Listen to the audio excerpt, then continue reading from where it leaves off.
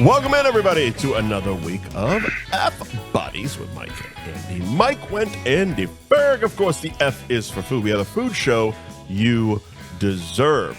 Thank you to our sponsors this week. The Gary Girolamo Group of Cross Country Mortgage, Ben Franklin Print Company in Middleton, Twisted Fate Brewing in Danvers, Anthony's Roast Beef and Pizza in Tewksbury, the world-famous Cabaret Lounge, Route 1 South in Peabody, Jamie's Roast Beef in Peabody, Nick's Place Online, nicksplaceonline.com for their catering needs and all their locations, School Street Foods, Pasalito in Linfield, and Bada Bing Pizza Bada Boom Sports Bar in Methuen. Thank you to all our sponsors for supporting us for all year of 2024. We've had a lot. Some have come, some have gone. A lot have stayed. I think, Twisted Fate, Ben Franklin, Anthony's, Gary Girolamo, and Cabaret have all been 1, 2, 3, 4, the full year. Five have been there for at least 2 years straight. Yeah. We have not changed much from at least 2 years straight. Jamie's has been on twice now. Nick's, I think, is on their third run. Yep. You know, School Street just opened, so we can't blame them for exactly. And Bada Bing just joined the party, and they're re-up today. Fantastic. Yeah, they did hours ago. John wants me to come down and talk to him. I would love you to go see John for a couple reasons. He wants to have a sit down. Good. I want to talk to you about some things. It sounds like the text I was getting when you were going to negotiate our last Cabaret contract. Yeah. Listen, I know where John used to live. It's a really nice house. Good. In Peabody. Good. Nicest house in town, some say. Oh. How was your Christmas, Andy? I don't even know what day it is right now if I had Christmas. This has been a fucking drunken, banana land, retarded haze for fucking over a week. If I didn't fly up and surprise the family in your fucking frigid, cold Boston weather, which apparently it was colder the week before, which is insane. Yeah. I would have no idea. I would be right there with you. But there was a gap in my time where I actually got on 2 planes. So, I mean, if do a quick rundown, like Friday before the previous Friday, I don't even know how fucking long it's been going on. That's the day of my company Christmas party. Yeah, we did that. Yep. Then we had the Joe Christmas party. Then I had the Pulling the Cork party. Right. Then we recorded a podcast that Sunday night. We did. Okay. The 23rd, I think, was a chill night for me, but I don't remember. Okay. But it wasn't a chill night. I just didn't do anything. I just got drunk in my basement, probably. As you do. And Christmas Eve, Christmas Day, fucking whatever. I come to fucking go to Maine and just pickle myself for a fucking weekend. Mm-hmm. I come home today, and I'm feeling like absolute trash, but I'm fucking drinking beer in the basement again. Did you do Christmas in Danvers or Maine?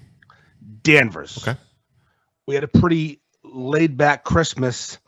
Just the three of you? And her sister and brother. Her sister and brother-in-law come down from Maine to hang with us.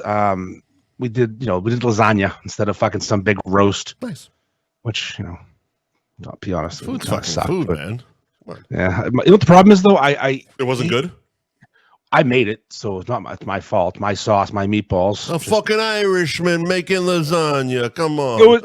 It was really good. It just the acidity in the tomato sauce after a fucking day or two is not good for me. And then I start to that age where anything tomato based is gonna fucking throw that heartburn right into fucking overdrive.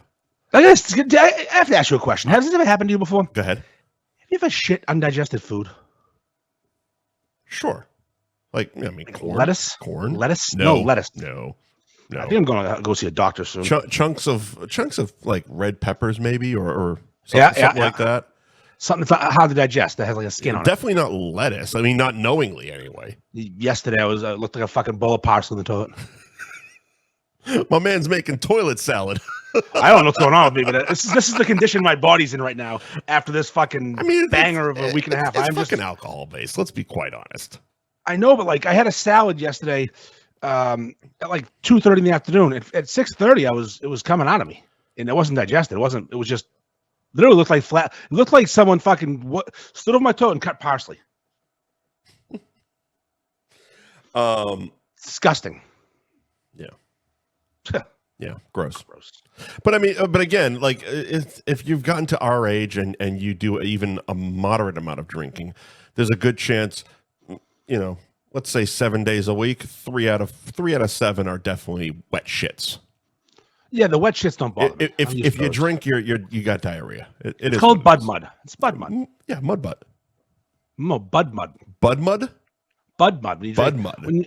Yeah, Bud Lights when you're younger, you make up shitting yourself every day. It's fine. Fair fucks. It is what it is, right? What are you gonna do? Oh. How was your little trip up north? It was good. It was good. Everybody was happy with the big surprise that Mike was flying in. Who knew? Only my mother. Your mother knew. She knew. Yeah, she I thought she was the one who you were surprising. No, she was the one that was pushing me to surprise everybody. Oh, I got you. Okay. My aunt and my cousin, who I haven't seen in probably a year, they were the two big surprises. My aunt was hosting Christmas Eve. My cousin, again, like I said, I haven't seen in a year. She usually comes to Florida a couple times, but she's been all around the world twice in the last year. So she's having a Lottie fucking da. Yeah, she's having herself a good time. But I gave my cousin the surprise a few days earlier, partially for selfish reasons, because I know that if my cousin knows she's going to see me, she's going to get me a good bottle of bourbon. Ooh. Which she did. It was actually Scotch, but yes, still good. And then literally the morning of Christmas Eve, I got to Palm Beach Airport at like 8:30 in the morning. I took a picture of the fucking terminal, sat down at the bar, ordered myself a nice beer, and sent that text out like, hey, got room for one more tonight? Big old exclamation points. Oh, my God. Oh, bring your coat. It's so fucking cold. I just bought a coat. Did it come in time? Nope. Coat? I got the Amazon message, the notification from Amazon mid-flight. That is your coat, your winter coat is 10 stops away. Fuck you. It was supposed to show up 3 days ago, and I am on a flight. Wow, what a fucking piece of shit. I actually just returned it this afternoon. Oh, good. So next year you do this again, you can buy another one. And I'll probably plan a little bit earlier on the coat thing. But the fucked up thing is, like, for the last 3 years, I've done the Zoom Christmas thing. Where it's like, wake up Christmas morning, Zoom with the niece and nephew, talk to my brother for a couple hours, and then I fuck off. I go down Atlantic Ave, bar hop, have a good fucking day, because it's usually quiet. And you guys have gotten no snow, 50 degrees. We haven't done, it's been beautiful every day except for 3 fucking years. The one year I find a decent fucking price on a goddamn JetBlue flight, and you guys have snow on the ground, snow in the fucking air, and like single-digit weather. It was bad. Fucking cunts. It was bad. You cunts. I mean, granted, when I showed up, it was like 12 degrees. It wasn't 5 like the week before, but fuck off. It was 60 today. Fuck off with that shit. Like, it was a beautiful 60 degrees today and rainy. It was a lovely 78 with a breeze down here. It's fucking gorgeous. I was wearing shorts and flip-flops again. You're a cunt. No, I just appreciate my own life. I don't want to live perpetually angry every day because God is smiting me. Listen, it's fine. We're used to it up here. I've had that discussion all week. All week. It's nice like 2 months out of the year up here. It's beautiful. Yeah. It's fucking gray skies, cold weather. There's a reason New England people are perpetually angry. And you really don't grasp it until you move away. It's for inspiration. We're going to go over. We'll talk about stand-ups in a little bit. Yeah. Where are the funniest people in the world from? Oh, 100%. 100%. And my favorite comics are mostly Boston-based because of that anger. Boston or New York. That's the only place you can be funny from. You're going to make people laugh or you're going to get into fights. And if you're a skinny motherfucker, you better be funny. That's right. Or both. Scrappy. So New Year's. I usually get together with my wife's family on Christmas Eve and Christmas night. And we usually at her cousin's house Christmas Eve and Christmas night somewhere else. And you know what? Forget it. I'm not gonna tell a story. Okay. little too personal. You were with family though. Oh yeah, I was with family on Christmas Eve. You sent me a picture watching something. I forget what it was, but you were watching something with people, and they weren't like your daughter or your wife. Oh yeah, no. Carrie's sister and brother-in-law came over, and he wears funny shoes, and I thought that was good. Okay. No. Didn't you watch some gay movie or something? Oh yeah, we watched. Oh, her cousin Jimmy came over Christmas night, and we watched fucking what's it called? The fucking singing movie, Pitch Perfect. There it is. Yeah, which I love that movie. That was the picture you sent me. Yeah, that movie is phenomenal. It's a good fucking movie. It's a good. Anna Kendrick. Oh, they even list. Held up the second one. Third one dropped way to fuck off, but they held up on the second one. Anna Kendrick is on my fucking Mount Rushmore. Women I want to fuck. Yeah, she's a good one. Broads, I want to. She's a good one. Bend over. I like the big teeth. That turns me on a little bit for some reason. Big teeth, and she's not even, like, nothing about her makes sense. But oh boy, hard in. Mr. Ed used to do weird things to Andy back in the day. Hey, listen, I don't mind a big set of teeth. I don't mind a big nose either. Listen, So you were watching Pitch Perfect with your gay cousin. Yeah, gay cousin-in-law. Sure. So, yeah, it's no How'd that blood go? relation. He enjoyed it. I enjoyed it. Fantastic. You guys occasionally just give each other a rub. We docked. All right, fair enough. Yeah, Nice. it's fine. It's fine. No, it was just good. That was funny. It's a holiday. Everybody's drunk. Everybody's having a good time. It's festive. It's family. Yeah. It's a holiday. It's disease free. Come on. Yeah, we wore condoms. But yeah, no, it's just funny. It's like I'm back to reality tomorrow. Yeah. Because I took today off. I have to go back to work tomorrow, and then Wednesday's a holiday again. Yeah.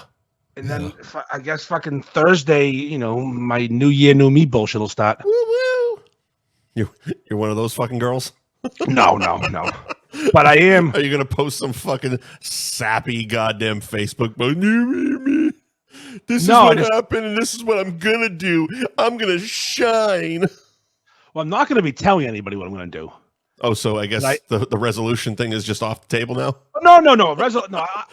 Literally, one of the topics you proposed was resolution and goals for 2025. I'm not going to tell anybody what I'm doing.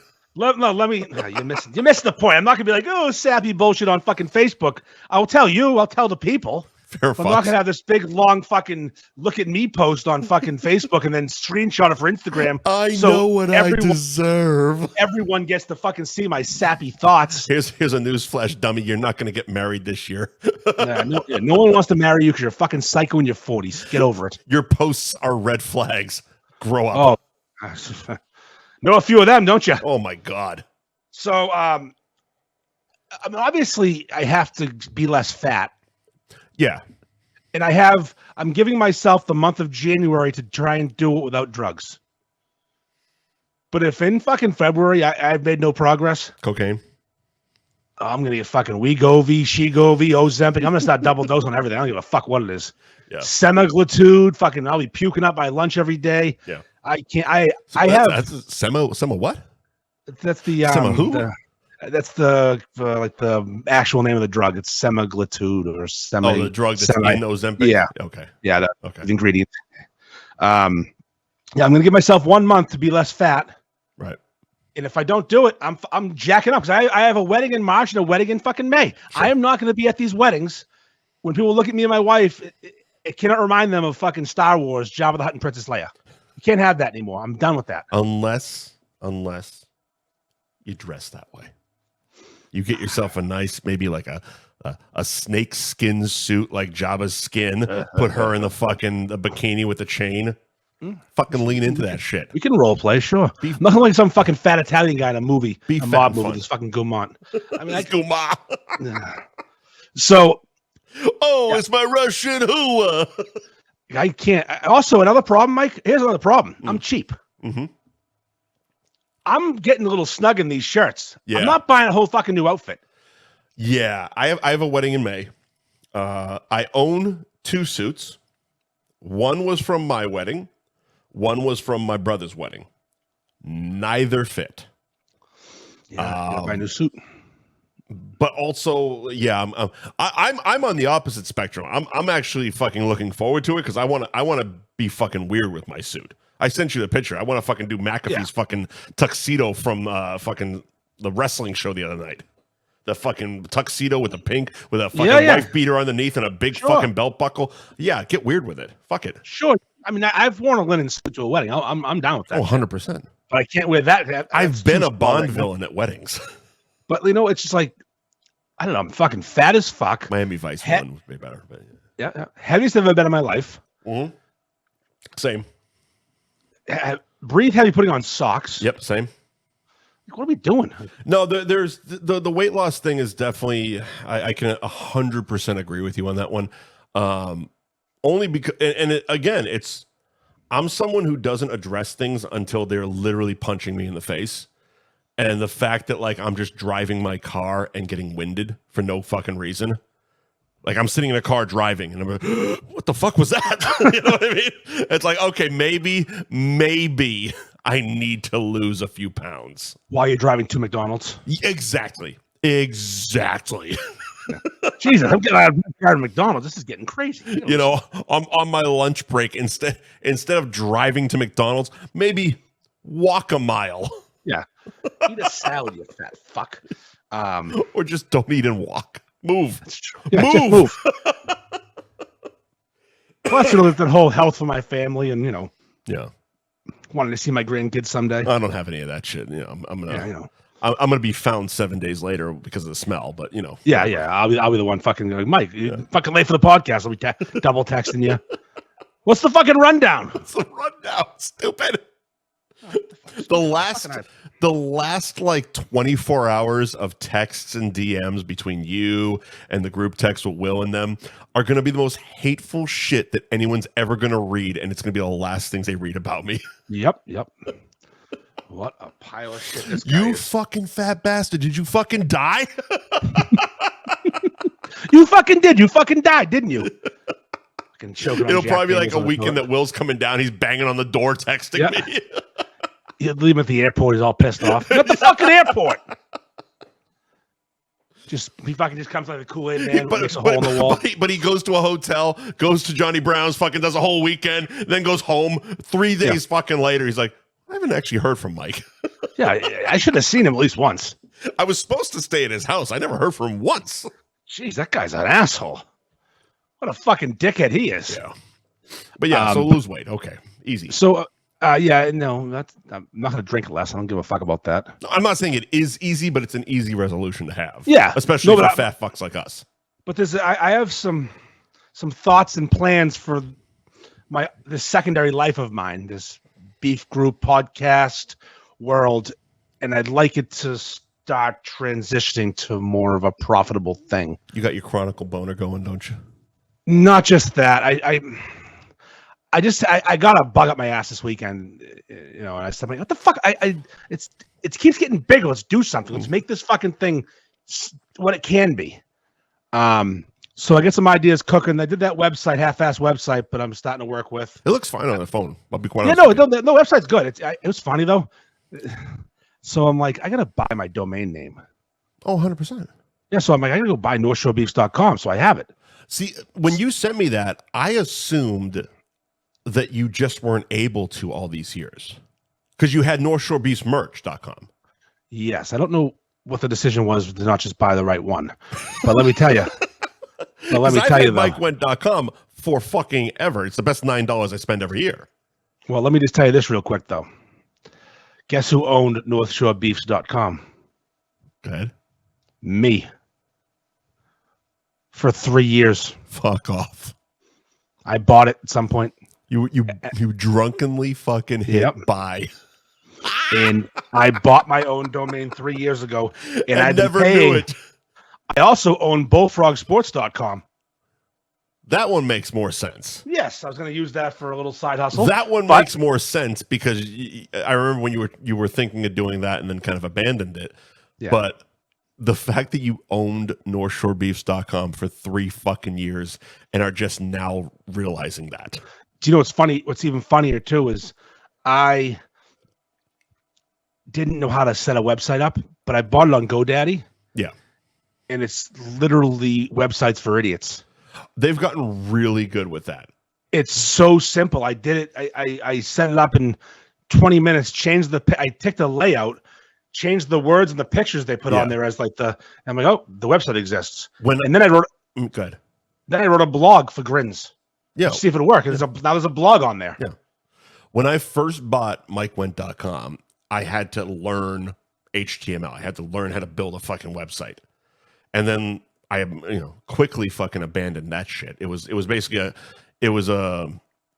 if you typed that in, it went off to like my Facebook or something like that, because I got so frustrated. And then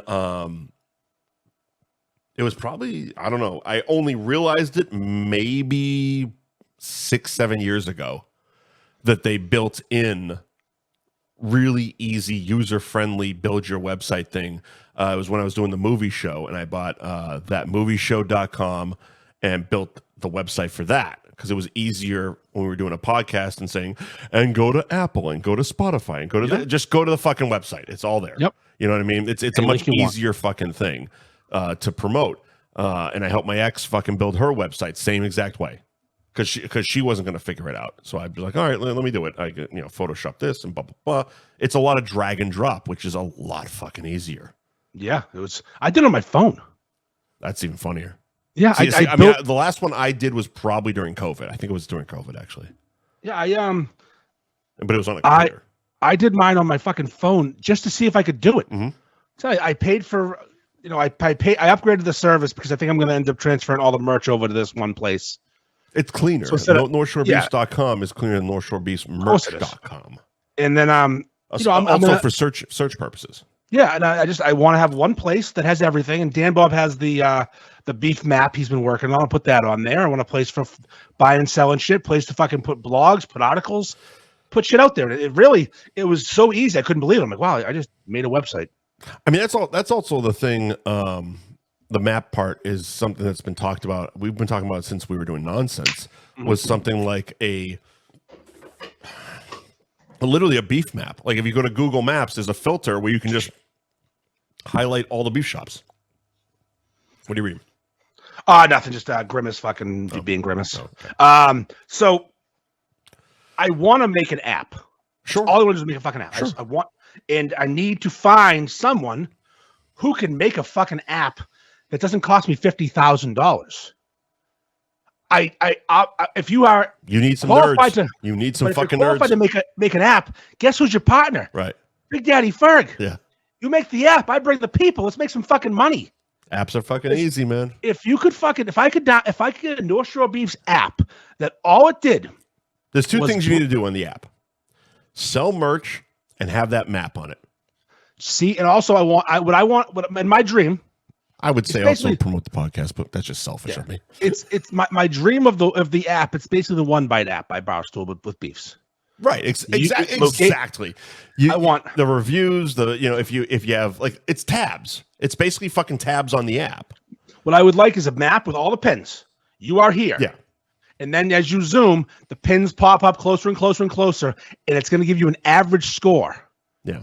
Of every shop around you. Mm-hmm. Which is going to have to be dealt with by someone, nerd. Yeah. Like I've been going through beef scores. It's tedious. It's easy though. I did the month of December in 1 hour. Sure. And December was a busy fucking month because of Chronicle. Yep. Shockingly, C&S Pizza in Pepperell has higher average ratings than Modern Butcher in the month of December. They've also had more visits. Just as a visitor of the page, they've had a lot more visits. Yes, they've been busy this month. And Bill's putting so much effort into having the best possible sandwich. Yeah. But they average score in the month of December for C&S Pizza in Pepperell, Mass. is a 9.9.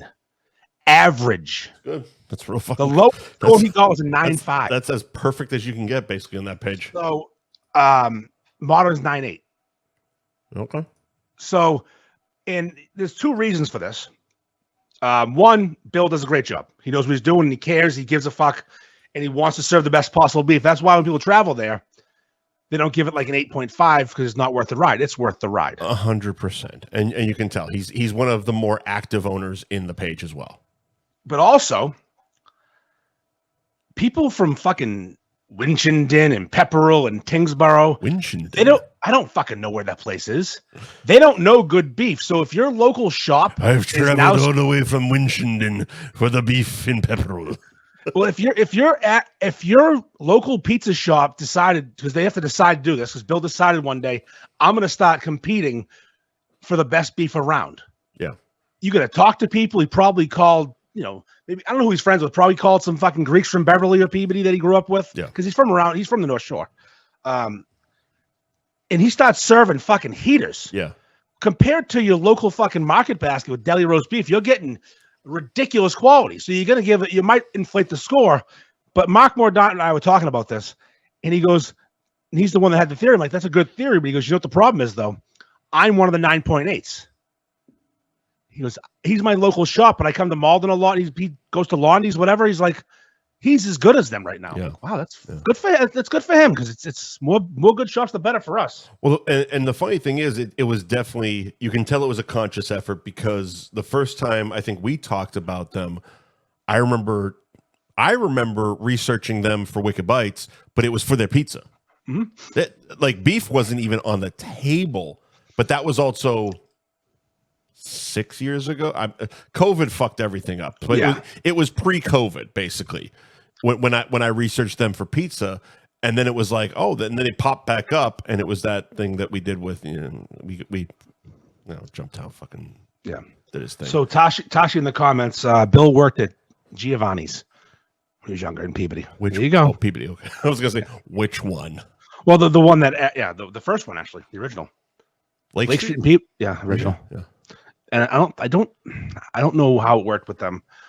If he's the reason there's so many now, or look at her with the fucking encyclopedia knowledge. God damn, she's the fucking new. She's the new MVP. Fucking earning those stripes. Good for you. See, she got called out in a post today by someone.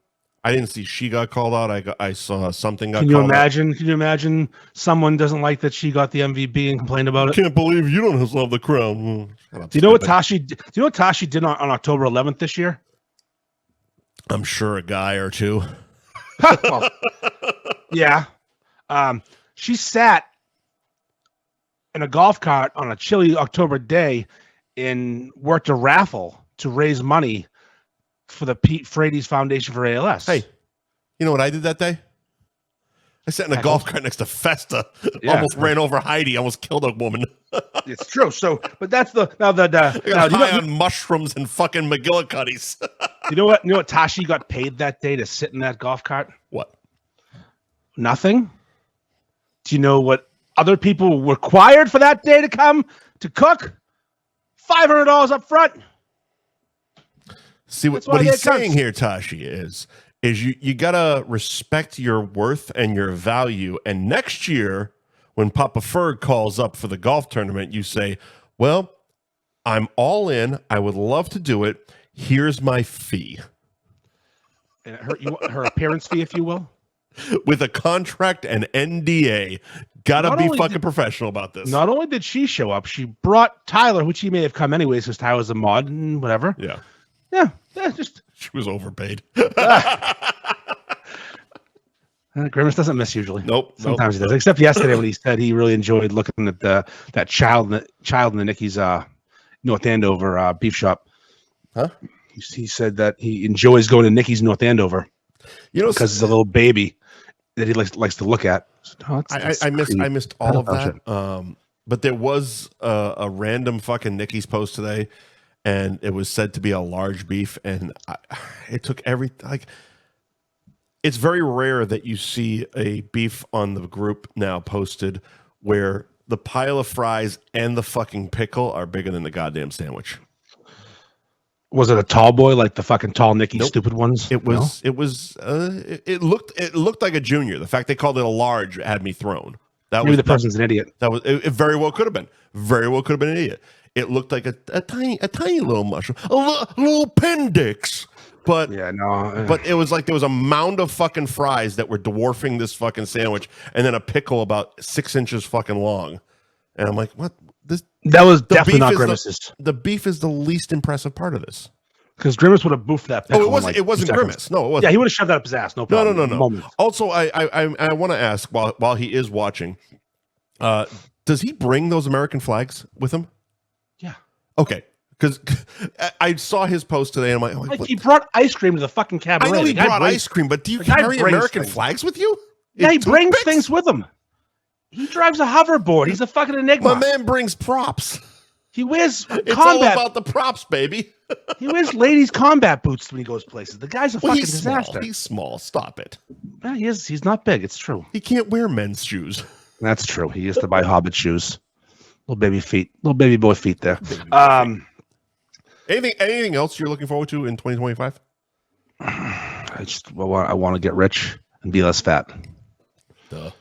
And get off the ladder to a point. But no, I don't. I just want to not die. I guess not die is a good one. That's a good one. What do you want to do? That's a good.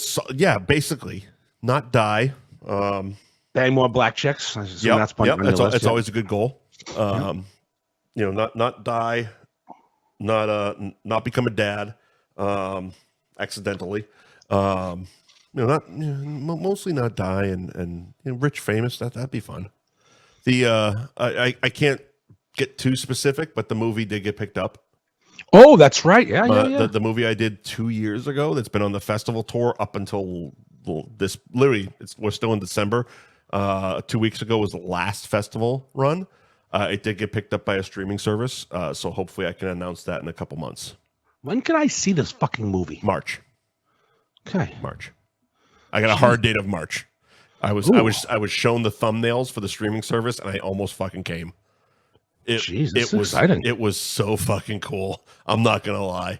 Like again, I can't give details, but it was like I saw him last night. Like I was like, this is the fucking coolest fucking thing I've ever done. And now you're like the only person on camera for the most part. There's three characters, two of them are played by me. Okay. Yeah. So this is a Mike Wendt joint. Fuck yeah. So no, sorry, a vehicle. So vehicle is hopefully going to drive me to the finish line. Was it 20 minutes long? 8.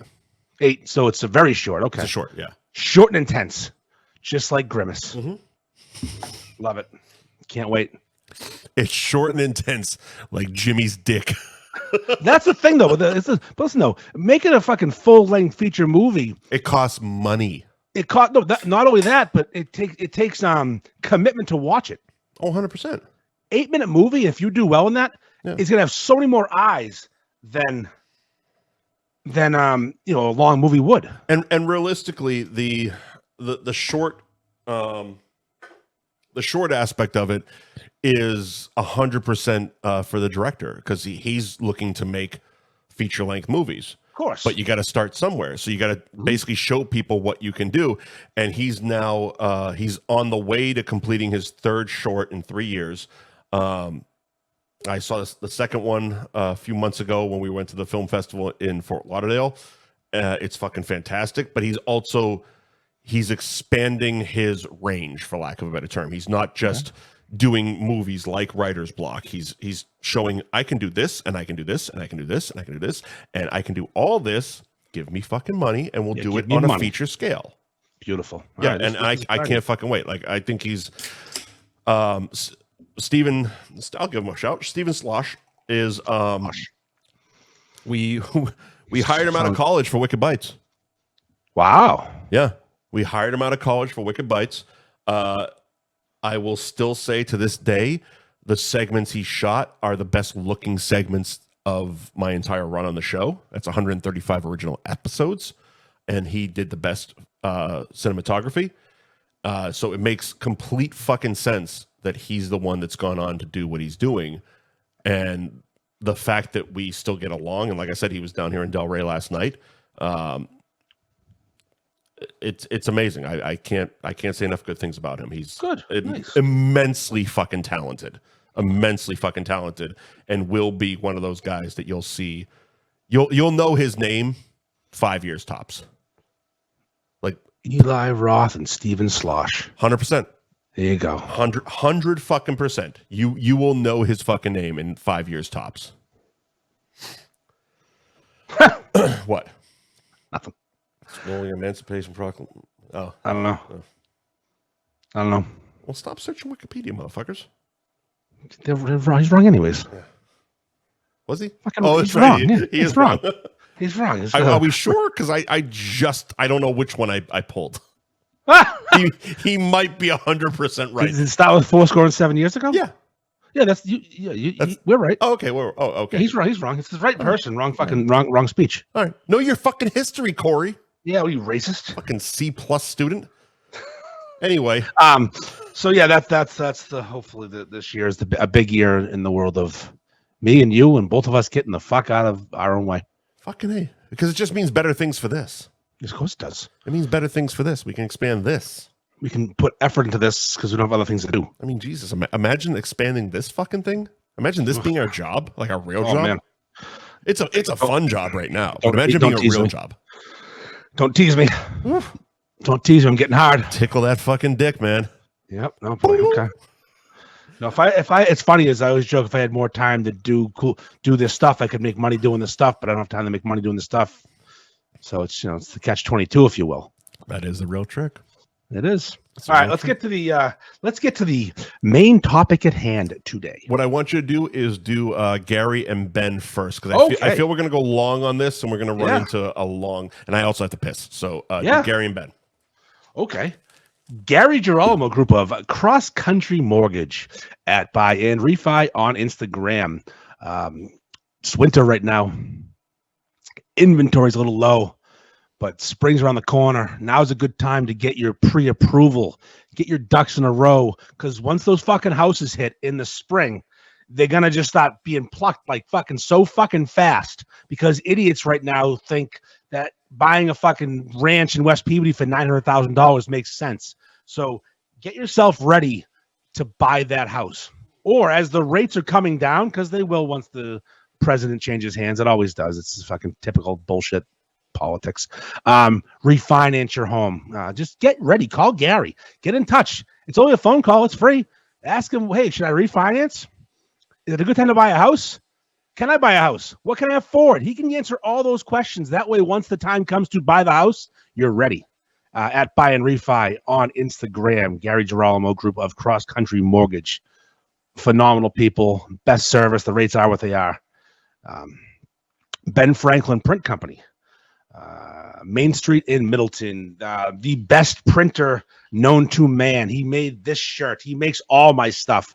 He's the absolute balls. He can design your fucking, he can do your merch store for you. He can design logos. He can wrap your vehicle. He can wrap your casket. He can wrap anything. He can wrap your fucking dick to keep you from getting AIDS. The man's a fucking true professional and a legend. Fair pricing, amazing service. It's really simple too. He streamlined it so much that now when I need something, I send him the idea, I send him the amount and whatever I need, sends back a confirmation to make sure I didn't fuck up. Because, I tend to. And that way, when I did fuck up, it's on me, not him, because he wants to, a little plausible deniability, of course. Ben Frank. Ben Frank. But, it's so streamlined now. When you order something from him, you get a confirmation email immediately. You confirm the details in the artwork, hit confirm. Then the pay link comes, pay the fucking money. In a week or two, whatever you ordered, you go pick it up. It's so fucking simple now. It's beyond the easiest thing in the world to do. That's Tashi just wrong about Gary. Gary does love beef. She just likes junior beefs. He likes little beefs. Speaking of fucking from someone who's 4'9", little beefs for a little guy, little fella. So yeah, I did Joe and Gary. You do the next one. I'm gonna take a piss. All right, Twisted Fate Brewing in Danvers. That's Route 114 in Danvers, 120 Andover Street for you GPS motherfuckers. Just look for the beer signs on Route 114. Turn in to the Guitar Center around back. Boom. Twisted fucking Fate. TwistedFateBrewing.com is the website. You can click on Find Our Beer to find out what bars are pouring Twisted Fate and what liquor stores are selling Twisted Fate. You can also find their current tap list on the website. You can book private events. You can contact them, etc., etc. Find their calendar for events on TwistedFateBrewing.com. You can also go to @TwistedFateBrewing on Instagram. They post their tap room hours every week. And of course, right now they're in holiday hour mode as pretty much every fucking place is. Let's see. They're only updated up to tomorrow. They closed at 7 tonight, and tomorrow they're doing 11 to 5 p.m. So go to @TwistedFate Brewing on Instagram to get their updated tap room hours. Want to do Anthony's real quick? Yeah. Anthony's Roast Beef and Pizza, 1921 Main Street in Tewksbury. AnthonyTewksbury.com is the website. You can order online, pick up gift cards, join their loyalty rewards program, or go over to Instagram, ARB Tewksbury, for some of just the most goddamn boner-inspiring fucking food porn you will see from a beef shop anywhere. Most recently, let's see what they posted. What's the last post? They're chopping a big motherfucking pizza. Looks goddamn delicious. Perfectly cooked. I'm not a big butt guy as far as pizza. I don't give a shit what the bottom looks like. Are you? I don't give a fuck about anything with pizza. I love that about I you. I like eating it. I love that about you. Like cook it, serve it to me. If I eat it and it's great, I don't give a shit. Like I've been eating pizza for 45 fucking years. Almost weekly for 45 fucking years. Not healthy, but you know, whatever. I don't think I've ever opened up a box of pizza and looked underneath to see what it looked like. No, I pick it up, and never. if it fucking flops in half and becomes a soupy mess, I get mad. Yeah, but you can tell that from the top anyway. Yeah, you can tell that from the jump. So, if you will.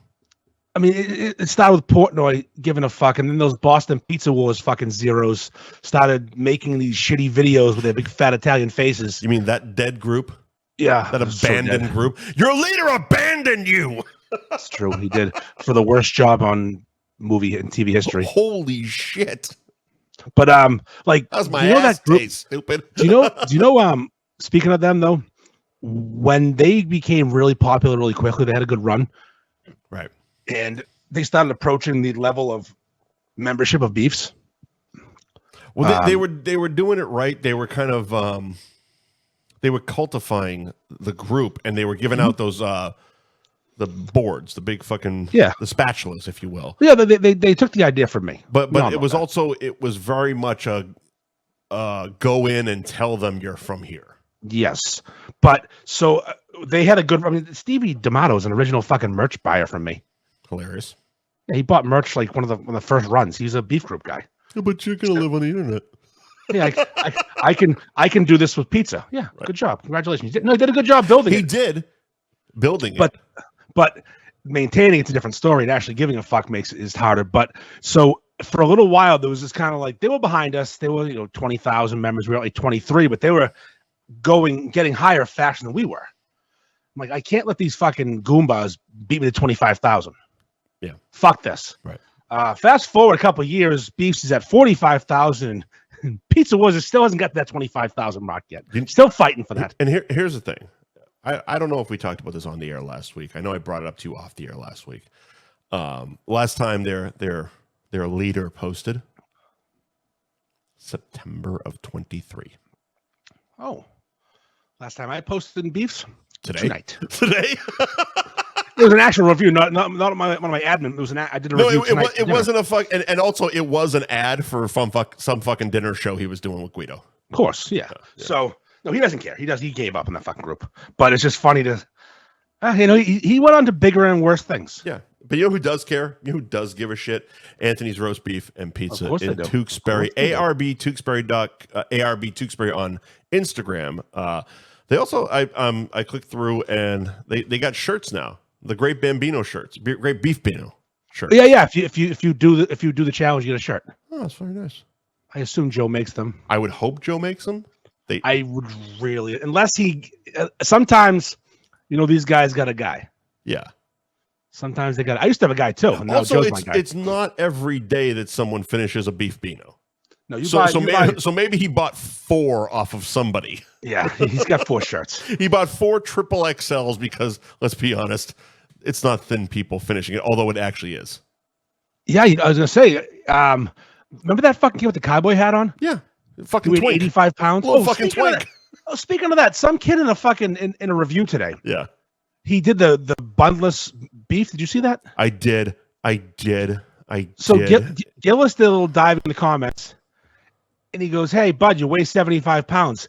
Get the fucking bun," which is a funny joke. I'm like, yeah, because that's good. Also accurate. I did a little diving in the profile. The fucking kid made his fish look huge in his profile picture. It's fake. It's photoshopped. Made his fish? He's holding a fish in his profile picture. Oh. Like, you know, these I kids didn't nowadays. look, but yes, I know what you mean. Yeah. He photoshopped the fish to be huge, but it made his hands, his fingers, and his legs and his knees look huge too. Mm-hmm. So he's got this fucking anorexic twink upper body and an NFL lineman lower half. So hilarious. I've scrolled past that thing like 45 times today while just sitting on my couch watching TV, fucking scrolling Facebook. It goes past every time. And every time I see it, all I can think to myself is, I can only imagine Harry saying when he ordered it, "Are you really going to serve your dog horseradish and James River?" It's fucking a knob of beef on a plate. At least get it over with some lettuce, you fucking zero. And then you can shit it out whole. A knob. There's not even cheese or fucking mayo. Nope. What the fuck? It was a pretty presentation, though. Harry did a good job. Oh, well, Harry's a fucking master. But that's beside the point. It was a knob of fucking beef on a plate with a fucking spoonful of horseradish on top of James River. You know what that post is good for? Content, motherfucker. Engagement, baby. Engagement. That post is blowing up, and I can tell you right now, I like it. Of course you do. People are getting annoyed with certain things. You got to mix it up sometimes. That's the Chronicle effect, baby. We need that guy to drive over a beef in the Londy's parking lot again. What was that? It was a couple of like early days of the group. Some guy got a fucking beef at Londy's. He said he ordered it three-way. They put mustard on it, which obviously he ordered it with mustard. Sure. And then drove over it in the parking lot and drove away. Okay. I'm like, that's the stuff we're looking for. Yeah. Throw beefs at windows. Make it a fucking spectacle. Cause some trouble. Waste your fucking money. That's right. For my content. Waste your fucking money for Andy's well-being. That's right. All right. Are we officially going to jump into comedy now? Let's fucking do it. Okay. Are we going to do the laughs? So I thought about this earlier because we're going to do comedy, and it makes sense being our New Year's show. Because you and I growing up, comedy was the New Year's Eve thing. Wasn't it for you? Stooges. Yeah. See, you're a Stooges. Okay, we're different. Guy. See, I'm not. Stooges were on TV 38. Yeah. Like WSBK. Okay. Yep. HBO would do comedy all night long. Yep. They do stand-up. I was a Stooges guy. See, I watched Dice, Dangerfield, Kinnison, Carlin. I watched, I'm 9 years old watching Dice, loving it. Mm-hmm. Like that's what. So I was a New Year's Eve stand-up comedy all night long guy. Okay. Because no one was home. My brothers were way older. My parents were fucking probably bartending somewhere. Well, one was bartending, one was drinking, or vice versa. Sure. They switched off. Yeah. So I grew up just fucking sitting Indian style in front of my fucking rear projection little TV. Little Andy. Little Andy just watching. Oh. Yeah. And my wife, get no respect. Yeah. I was fucking. No, that was my routine. Every fucking New Year's was sitting down watching stand-up comedy. And whatever they play, just started new. And every hour, new special. Then a half-hour special would come off. The guy wasn't good enough for an hour. It was actually pretty clever of HBO back in the day. Mm-hmm. Yeah, I didn't know they were doing it because I was a Stooges guy. Yeah, I understand the Stooges. Yeah, but they've never been my favorite. They're just cool. Hit them again. And put some stank on it, Ike. Now what? Hit him again? Oh, cool. Yell at him this time. Yeah, better. I'm a Stooges guy. Yeah. So. Then we got I sent you that Barstool post. Yep. I'm gonna put it up right now. Of their 16 comedian bracket that we're gonna eviscerate. Yep. Because it's not good, and it's close. It's close. It's not the worst thing I've ever seen. No. It's not the worst. We've definitely eviscerated worse brackets. Let's put it that way. I mean, any time a fucking Boston magazine website newspaper puts anything up about beefs, it's fucking terrible. Well, let's start top left. Sure. And let's discuss the worthiness of being on this list. Yeah. When you first sent this, it was probably a month ago, actually. Mm-hmm. I sent you a text, and I would replace two people on this list. Only two. And that was only in the tournament realm. I would replace more if I was actually ranking all of my top, whatever the fuck, how many people are 16? It looks like 16 of them. Yeah. If I was ranking my top 16, I would replace a lot of people, but in the sense of this bracket, I would only replace 2. But let's go down it. All right, so Louis C.K. Number 1 seed. Seeding, I see this is subjective, but does he belong? 100%. Of course, agree 100%. Couldn't agree more. Shane Gillis. 100%. No. Really? The best stand-up comedian of all time? See, yeah, that's the problem. That's what it says. That's the problem. I feel like they're fucking around with this for tournament's sake. See, I have Shane Gillis listed on many of these lists. I do as well. Including someone I'd pay to see right now in one of my favorite specials ever. He has one. Shane is what they would call a blue chipper. He's hot, and he's got hot real fucking quick in the last 3 years. Yeah, and his evisceration of Nick Saban live on last week. Did you see that? Alabama Jones? Yes, it's incredible. I thought this was a fun show. What the fuck? I think Shane Gillis is probably the funniest person alive right now. Right now, yes. But all time, no. Okay, fair fucks. Do 2 more specials. Fair fucks. Have some longevity. Norm Macdonald. Yep. One of my favorite people of all time in comedy. I mean, you're going to get a lot of yips out of me. Of course. Seinfeld, yeah, he belongs fine, but... See, Seinfeld's a tough one for me because I appreciate and respect what Jerry has done for comedy and what he did in comedy, but I am so not a fan. I like him. Comedians and Coffee is the only thing I've actually liked Jerry doing on his own. I liked him in Curb.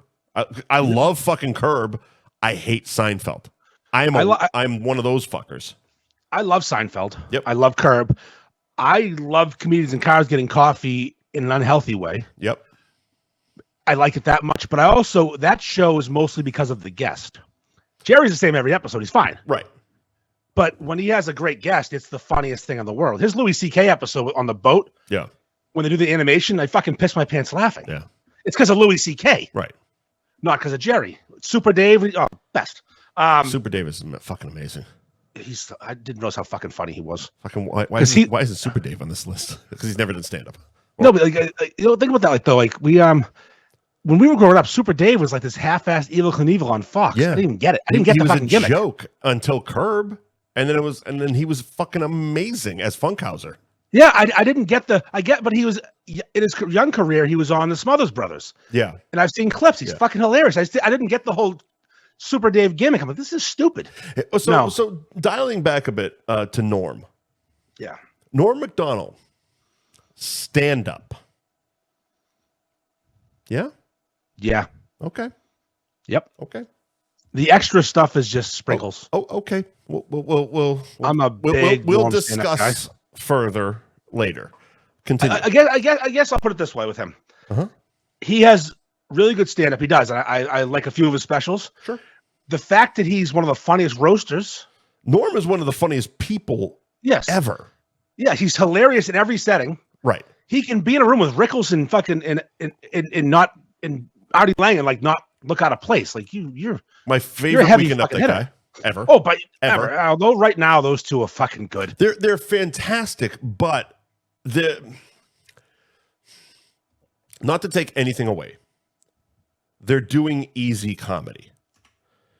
They're doing racist jokes on the last show of the year. It's making the black guy do white jokes and doing the white guy do black jokes, and it just happened to be fucking really convenient that Scarlett Johansson was there. So hey, let's do jokes about eating my wife's pussy while she's off stage.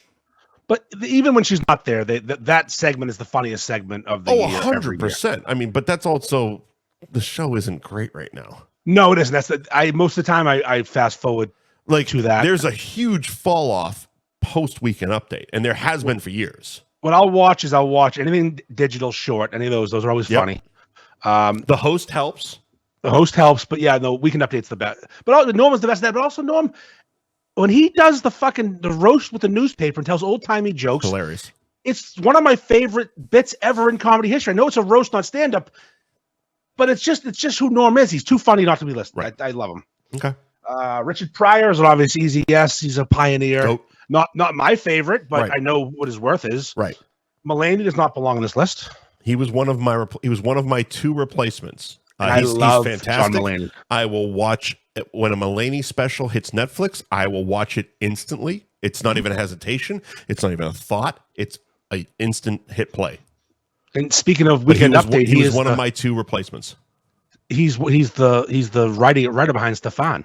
Well, yeah, he was a writer for years. He was but he's the writer of Stefan. Right. He would want to change all the jokes to fuck Bill Hader up. Right.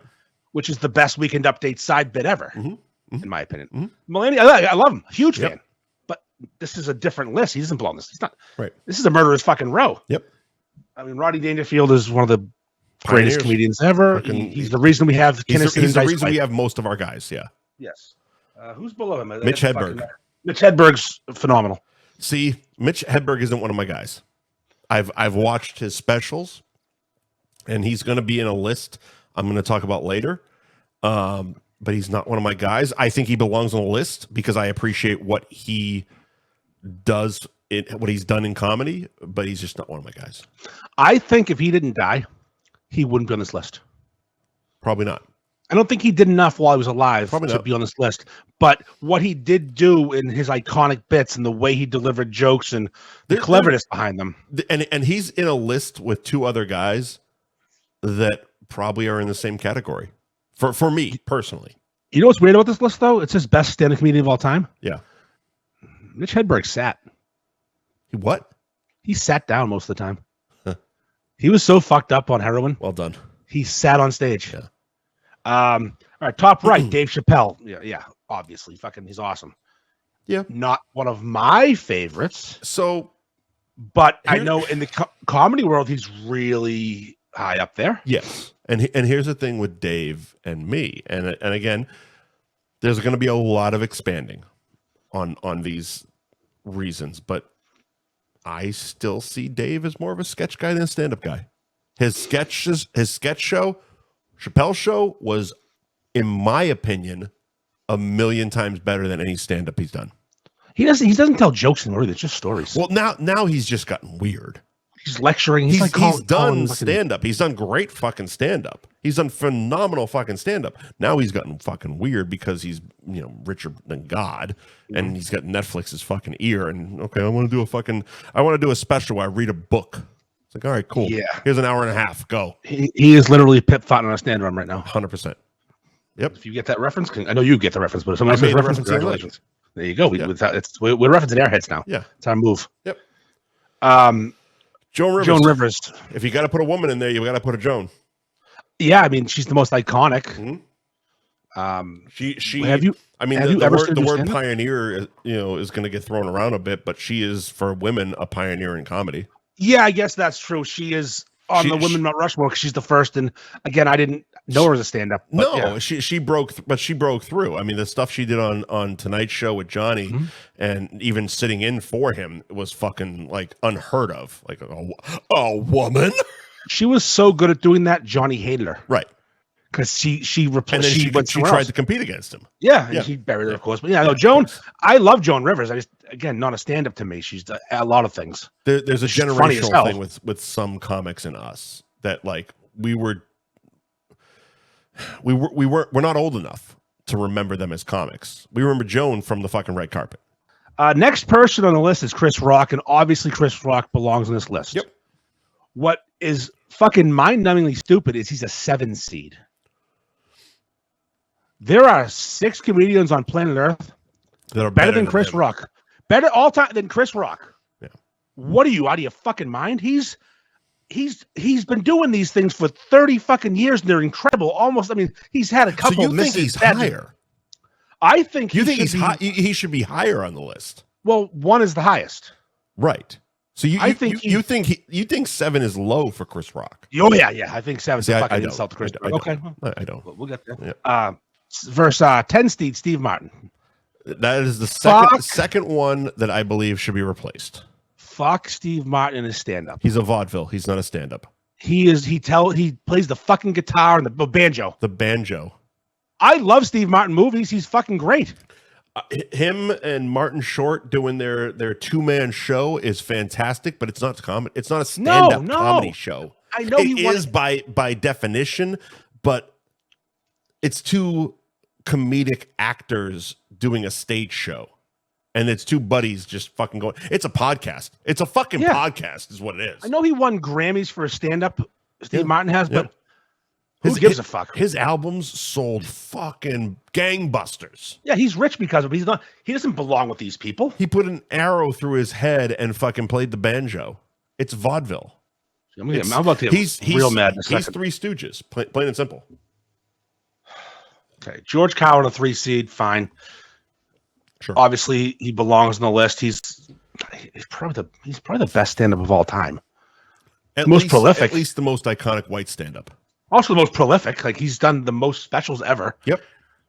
He did it and also he was early days like Lenny Bruce stuff. He got in a lot of trouble. Yeah. He got arrested for comedy. Yep. No one talks about George because he was a very buttoned down guy in the beginning with the nice haircut and the suit because he was the anti Lenny Bruce. Yep. But that wasn't his personality. Right. He said, "Fuck it, I'm gonna be myself. Growing a fucking ponytail." Mm-hmm. And I start saying some weird shit. He did it for fucking 40, 50 years. Yeah. Bill Burr's a 14 seed, huh? On what fucking planet are 13? Is Jerry Seinfeld funnier John than Mulaney's Bill Burr? better than him. According to that fucking retarded. John Mulaney's better than him by one.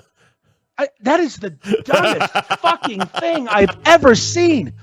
Old Bill Burr, I mean, his stuff right now is he got rich and he's less angry, so he's reaching.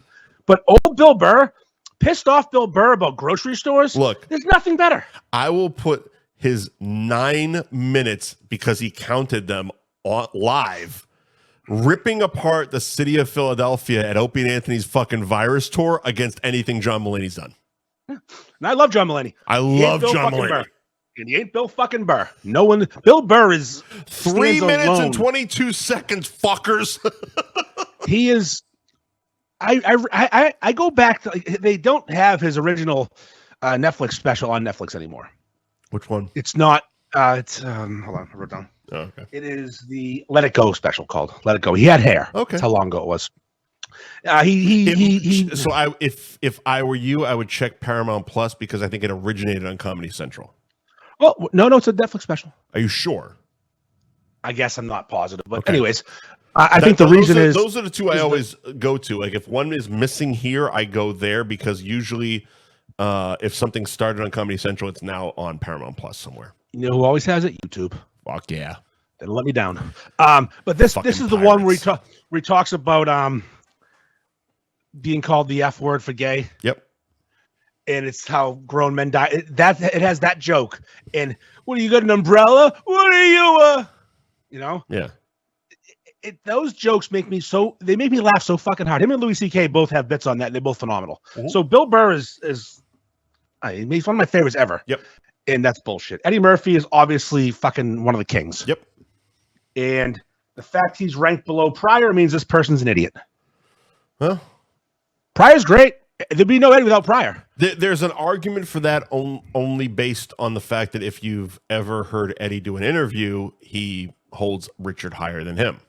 Oh, it's his hero. But again, it's kind of like Rodney Dice. It's like Richard Eddie. You know, Ask Tom Brady who the best quarterback ever is. Who's going to say? Joe Montana. I would expect him to say Tom Brady. No, it's Joe Montana. It's his favorite and best. Right. He grew up emulating. He's better than Joe Montana. He is. Eddie Murphy talking about Richard being the best is because he's his hero. Right. And for good reason. Sure. And Chris Rock should say Eddie Murphy's his favorite comedian. Yeah. Because at least those two are in order. Chris is one behind Eddie. Yes. And then Rickles is just Rickles. But I know he did stand up. He's mostly a roaster. Yeah. Not a crowd work guy. Rickles is in a subcategory I have. Yeah. Do you know who we've talked about this before? His best friend was Bob Newhart. Sure. They were best friends for years and they used to vacation together. Mm-hmm. Bob Newhart is subtly one of the funniest fucking people ever, but his delivery was weird. Yeah. And I didn't watch his stand-up growing up because I didn't grow up that age. I watched fucking the Newhart show with Daryl, and fucking his other brother Daryl, whatever the names were. Yeah. But I went back and watched some stuff. He was funny. He was doing this. He was winning Grammys before Steve Martin was. Sure. So Bob Newhart is great, but yeah, no. I mean, we Rickles could is go back fucking to hilarious. Bob Hope and the fucking. I mean, Bob Hope was a comedian. That's technically a stand-up comedian. I mean, his roast of Do it the for football our players. boys. The roast of the football players I sent you was pretty fucking funny. I don't remember that. When he was introducing the All-American players from college. Don't remember that at all. Oh, he definitely. He I remember you introduced sending it. I have no memory of any context. he introduced Refrigerator Perry. Yeah, He goes- okay, I do, but I still don't remember what he was saying, but I do remember watching it. Yes. The joke was, he looks and goes, Jesus Christ, you're big, huh? Did the bus come in you? Oh, that's fucking good. That's pretty fucking good. That's pretty fucking good. That's a good one. Yeah. And he goes, was it yeah, what do you weigh? 320 pounds? How'd you get that fat? He goes, I actually lost weight. I used to be 324. Stupid shit like that, but it was really good, and he pissed off a lot of people that day. Like Steve, did you know that Steve Young, the quarterback, his great grandfather was Brigham Young of Brigham Young University? I did not. The first one, I forgot. I knew that at one point. I totally forgot it. But yeah, that Rickles is great. But Bob Hope's all whatever. Anyways, that's their list. Yeah. That's their 16. I don't like it. I don't like the rankings. I don't like some of the people on it. I think it's shit. I think they left people off. They should have. I think it's a good jumping off point for this episode. I agree. I agree. Where do you want to start? Let's start at top 5. Top 5. Now, what's the criteria? So for me, I went with top 5 working comedians. And by working comedians, I mean comedians I would pay money to see and that I see regularly posting tour schedules. Okay, on I'm with you on that. Media. I'm with you on that. These are people that if they were in town, I'd want to go see them. 100%. I would go out of my way to fucking get a ticket to go see these guys. Okay, I'm into this. Yep. All right. So what do you got? Let's see. Mike's top 5. You want me to go first? I want you to go with 1. Okay. Shane Gillis. We agree on the first one. Yep. Go ahead. Gillis, his first special, the only special I know of that has been mainstream, is one of the funniest things I've ever seen in my entire life. I watched Beautiful Dogs 3 times this week. It is perfect. And once last week as well. I watched the season of Tires last week as well. Oh, Tires is so fucking good. Shane Gillis is my new happy place. Like, yes. There's I have a few go-to. I get home, I don't want to think about anything, but I want to put something on the fucking TV. There's a few things that are my go-tos. Always Sunny in Philadelphia is one. Shoresy is another. Tires has entered the fucking game, and Shane Gillis' Beautiful Dogs is another one now. Yeah, no, it's the perfect special. Yep. Because the way he tiptoes around the Down syndrome topic, he fucking kicks the door in. But but the way he does it, it's impressive to weave it in there. Yeah. But yeah, no, Shane Gillis, he's made making fucking grilled cheese at night a thing. Literally, it's literally his entire Facebook personality. All right, so that is yours and mine. We both have that. Mm-hmm. I'm gonna say right this second. Yep. Paying money, Theo Von. Not a fan. Really? Yep. His stand-up or his podcast? I can't watch his podcast. I can't stand his podcast. I found his stand-up. I watched 2 or 3 specials, and they were very lukewarm. You recommended them. My cousin recommended them. I love and I them. was like, okay. Here's what I felt. I feel Theo Von is very disingenuous. He's changed gimmicks too many times in his career. He used to be a suit and tie guy. Then he grew the mullet. He tries to do the podcast interviewing fucking politicians, but he's not being funny doing it. He's trying to be serious, and he's doing pick a fucking lane. Like that's my problem. I don't know who the fuck this guy is. I can see that. Yeah, I don't know. I just like his podcast. I'm not sorry, I just like his stand-up special. Yeah. With the mullet is one of my favorite specials ever. I've tried. I've really tried. And I gave him a valid effort, and I can't get into it. All right, what do you got next? My second, Robert Kelly. Bobby Kelly. Bobby fucking Kelly. Tours fucking regularly all the fucking time. And as I told you over the last 2 weeks, his last special, Killbox, I haven't laughed that hard. I can't remember when. Years. I got years. 5 minutes in, and my wife did not appreciate some of the jokes early, and we turned it off. Watch it. Fucking. I'll watch it. I'll watch fucking, it. I'll watch it next time. Literally, like I was doubled over, belly laughing, pausing it because I was missing minutes of the fucking show, and then a week later, because I was drunk that first time, I'm like, let me watch it again. Maybe it was the booze. Same fucking shit. You are the same person who recommended 80 for Brady, though, so we take your opinions with a grain of salt. I wasn't belly laughing on 80 for Brady, though. You recommended that pretty hard. All right. You got Bobby Kelly. I'm going to go with Tom Papa. It's a good one. Tom Papa is the most underrated comedian of all time. I think he's accurately rated, actually. I don't think he gets the credit he deserves because he's not edgy. He's one of the very good, very successful, clean comics. Yep. And he's got an album, a special called "You're Doing Great." Yep. Which I will watch monthly. He's very much in that Pete Holmes category. Pete Holmes, not my favorite. I love that show he did. His most recent special is fantastic. I watched it today, actually. Is it new or? Yeah, within the last couple months. Oh, I haven't seen it yet. Okay, I'll watch that. Was it Netflix? Netflix. He's wearing maybe it was last year, but he's wearing like a denim jacket and stuff. Oh no, I have seen that one. Yes, I have seen that one. Yeah, he's good. His TV show was awesome too. All right, and his shit that he does on fucking social media as Batman is one of the funniest fucking reels. I like. I'll just spend hours on those. Pete Holmes is Batman. Great. Next one for me. Bill Burr. Bill Burr was an interesting one for me because when I was building this list, I didn't want to do what I would consider goats. I think Bill is one of them, but also Bill is actively touring constantly. Like if you go to Bill's Instagram, his fucking calendar is full. So I've been to Bill Burr's comedy show. Yep. Didn't typically enjoy it. I wish I could go back in time and catch the older ones. Okay. Because like I said, he's now a bitter, angry, rich white dude. I haven't seen Bill since before his marriage, so yeah.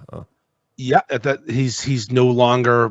He doesn't have the fire inside him for the things that bother me too. Okay. He doesn't have the New England anger. He has anger towards women. LA angst.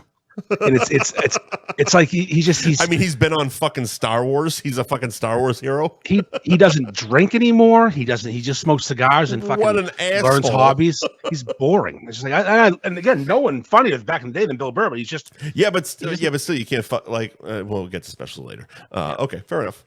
All right, next. Anthony Jeselnik. He was my next pick. Yep. The new special. He didn't lose a fucking step. You seen the new one? Yes, I have. He is one of those that he's in the category where anytime a special comes out, it's an instant play. Like I was talking with John Mulaney. If he puts out a special, it's an instant play. Jeselnik, instant fucking play. It's all like he's never let me down. Basically, it is the first special that I ever saw him on. Caligula, probably. He does the joke about Eric Clapton's kid. That was that one. And it's a perfect joke. It's fantastic. so well crafted and well written and so smart, and the payoff is so like wow. He's an artist. And his paintbrush is women's tears. Yep. Funniest people. And my wife can deal with him because he's not as overly sexual. Okay. He's just serial killer acting arrogant. Yeah. Jeselnik, amazing. All right, you're one more pick. So I got Jeselnik, Jim Jeffries. Jim Jeffries. And again, another one similar to Burr where he's reached a certain point in his career and status that it's like, do I include him? Do I not? And then you go to his Instagram and it's like the motherfucker's working every weekend. You know what? Not a fan. Really?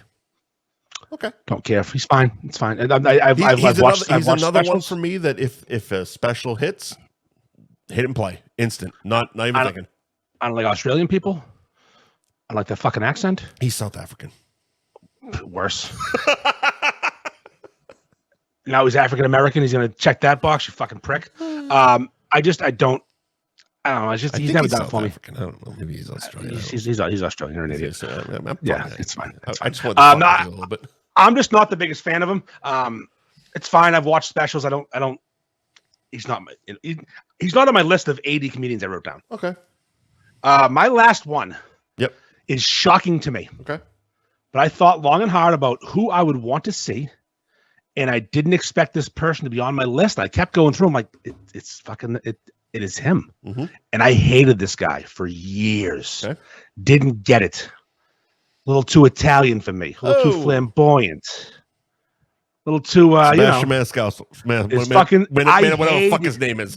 Mr. Maniscalco. I hated him like fucking poison. I couldn't stand him. And then he had a newer special that came out that I had nothing else to watch. And I said, let's just give it a shot. Goddamn. And the fucking motherfucker told the joke about company coming over.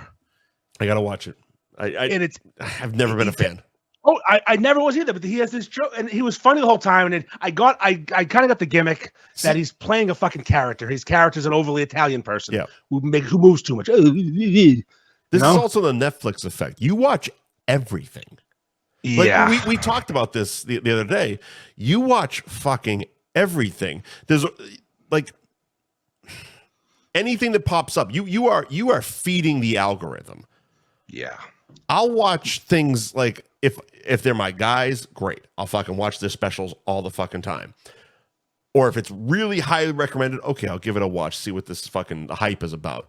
But you watch fucking, and I appreciate that about you because you recommend a lot of things to me that I like. You recommended Shane Gillis. You're the reason I'm a Shane Gillis fucking guy. I wouldn't have pushed play on it. I would not have. So I mean, at this point, because he's been on Rogan, of course, you would have done McAfee by now, and all, and he's big now. I would have found him, but you fucking gave him to me a year and change ago. Yeah, the second it came out, I watched it. Yeah. So Maniscalco has a bit on one of his specials. I don't know which one it is. I don't even know where it is. About company coming over back when he was younger, and they'd have fucking Entenmann's in the fridge ready for company. People would show up, and nowadays, if someone knocked on your door, you'd lose your. It was just this whole fucking bit about it, and I'm like, that is so fucking relatable to me. It's silly because again, when I grew up, we had company. People just show up and hang out randomly. Yeah. Drive by, see cars in the driveway. We lived on a main street, so like and now I can't imagine someone coming over. No. And that's literally and that once I got the gimmick, understood his bit, I started going back in time. Yep. I'm like, it's just this gift that like I've been given a gift where I can go back in time and watch all the things I made fun of people for liking. I made fun of Vitagliano, Jody and Phil Mitchell, their son, at every chance I could get for going to see this guy. I abused them. Yeah. You guys have no fucking taste. This guy's a fucking piece of shit. You're going to go to Boston to see this fucking loser? Wow. And now he's in my top 5. Impressive. Corey is mentioning it. Have you watched his show Bookies on HBO? Season 1. Very big fan. Is it good? Because I've seen it. It's in my list. I haven't started it yet. Yeah, no, it's good. Season 1 was good. I haven't watched season 2 yet. I think it just started. Okay. He plays a normal person. He's not the fucking watch guy with the shoes and the fucking movements. But yeah, he's good. He's really he might be the biggest turnaround in the history of entertainment for me. in the history of Italians, he might be the biggest turnaround. Like the fact that Andy Ferg is recommending Sebastian Maniscalco. Yep. You know what I think it was? I'll tell you what the turnaround was. I know the turnaround was. Yeah. Comedians in cars getting coffee. There it is. His episode on that show. I'm like, fuck, I like this guy. I like who he is. Bringing us together. I like who he is in real life. Yeah. This guy is funny to me. And I'm like, all right, let's give a special a try. That's what happened. I remember now. Yep. All right. He was fucking good on comedians in cars getting coffee. All right. Moving on to Rushmore, I think. Rushmore, yeah. So which one do you want to do? Because I have 2. All right. We got Dead Rushmore and a Live Rushmore, or Dead. I don't have a Dead Rushmore. I have a Dead list, and my list is very fucking long. My Rushmore is extremely personal. It's like Rushmore. It's exclusively personal to me. It originally started with the standard Mount Rushmore of going for the popular vote. Like tomorrow when you post these lists on a Facebook post and you ask people who won, I'm going to lose. And I knew this because the easy ones are the Carlins, the Pryors, the Rodneys, the fucking Joan Rivers, et cetera, et cetera, et cetera. And I'm like, that's just fucking cheating because I don't. Those people really didn't impact my life. Well, no, if they aren't your favorites and you can't pick them, they're the Mount Rushmore of comedy Yeah, in general, everybody's opinion, but no, not yours. It be your opinion. But you posted it. You made a post today. What's your Mount Rushmore for fucking comedians? And I saw a lot of the comments, and they were very safe, for lack of a better term. Sure, they were very Carlin, Pryor, Eddie Murphy, fucking blah blah blah blah blah. And it's like, you look at the people that are posting. It's like you never watched the Carlin special. See, that's the thing. There is I'm going to tell my list, but Carlin's on my list. I'm sure he is. And if you've watched the Carlin specials, and I have, great, fantastic. But Carlin didn't speak to me the way other people did. And, okay, sure. And Carlin and Pryor didn't affect me and my sense of humor the way other people did. So my Mount Rushmore is more of 4 people that basically shaped who the fuck I am. So Andrew Dice Clay, Andrew Dice Clay, Andrew Dice Clay, Andrew Dice Clay. He's there. I assumed he was. He's the first choice. All right, so Andrew Dice Clay. Andrew Dice Clay. So he hit his peak 89 to 90. Between fucking 88 to 90. Between Dice Rules, Ford Fairlane, The Tour, blah blah blah blah. Great. I was 9 to 11. Impressionable. 9 to 11, and I had older guys in the neighborhood that fucking told me about him before I even knew who the fuck he was. They were doing the nursery rhymes. That's the thing, is that we were at the exact right age that nursery rhymes still mattered. Yep. We remembered them as kids, and now hickory dickory dock, this bitch was sucking my cock. I remember going to the movie theater and seeing Dice Rules on the marquee. I didn't go see it in the theater, but I remember seeing it, and I remember going to Sam Goody because my mother definitely wouldn't buy me the tape. But I fucking shoplifted the goddamn cassette. 100%. Shoplifted the fucking cassette. Here's a deep cut. We had HBO at the house. I had the TV guide. 3 a.m. every once in a while, they would be showing Dice Rules. I wasn't setting alarms. I was fucking 11 years old. But I would force myself to stay awake, sneak out to the fucking family room, and turn the volume to like 2. And sit in front of the TV watching Dice do Dice Rules. Like, the amount of impact, as silly as it is, because Dice has become a cartoon character of himself now, but as silly as it is, like, there's a lot of who I am because of him. So he's my first Rushmore. All right, do all 4 of yours. Let's hear them all. All right. This. Next up will be Eddie Murphy. That's a quality pick. Delirious was I owned multiple copies of Delirious on VHS because you ran the tape till it bled. That's right. Fucking ran that shit till it bled.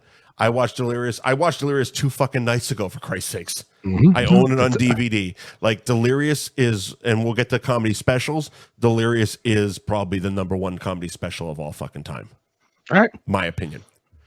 The next 2, one comes before the other, but I'm going to put him last because the last pick I had was difficult.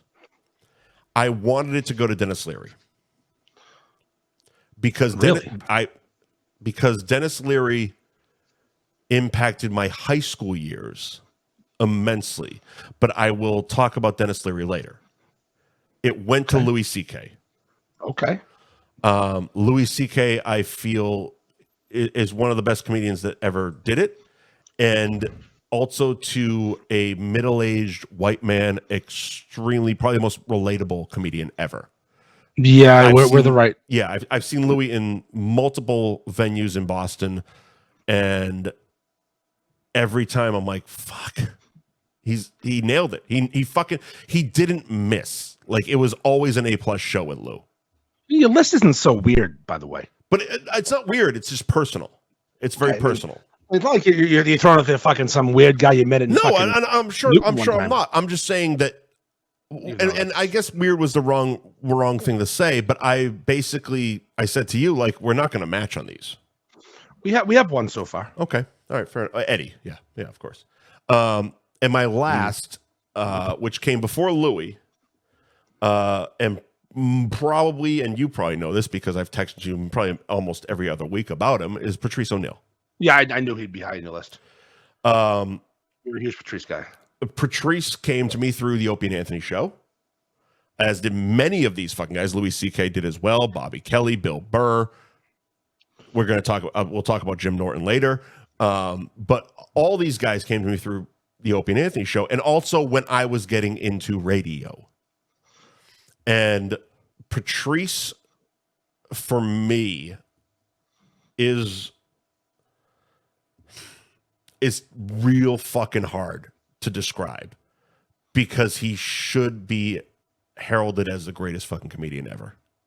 See, he has that one major special. Yep. And it's one of the funniest specials ever. Yep. I know Patrice as that guy in Opie and Anthony who was fucking hilarious. Mm-hmm. And it's no shade on him, but I don't know him as this iconic stand-up because he died so young he couldn't do it. And he didn't have a ton of specials. I don't know why. Maybe it was too offensive. Maybe his stuff wasn't perfect at the time. Nope. But I don't know where else he has Elephant in the Room. What else does he have? Patrice, for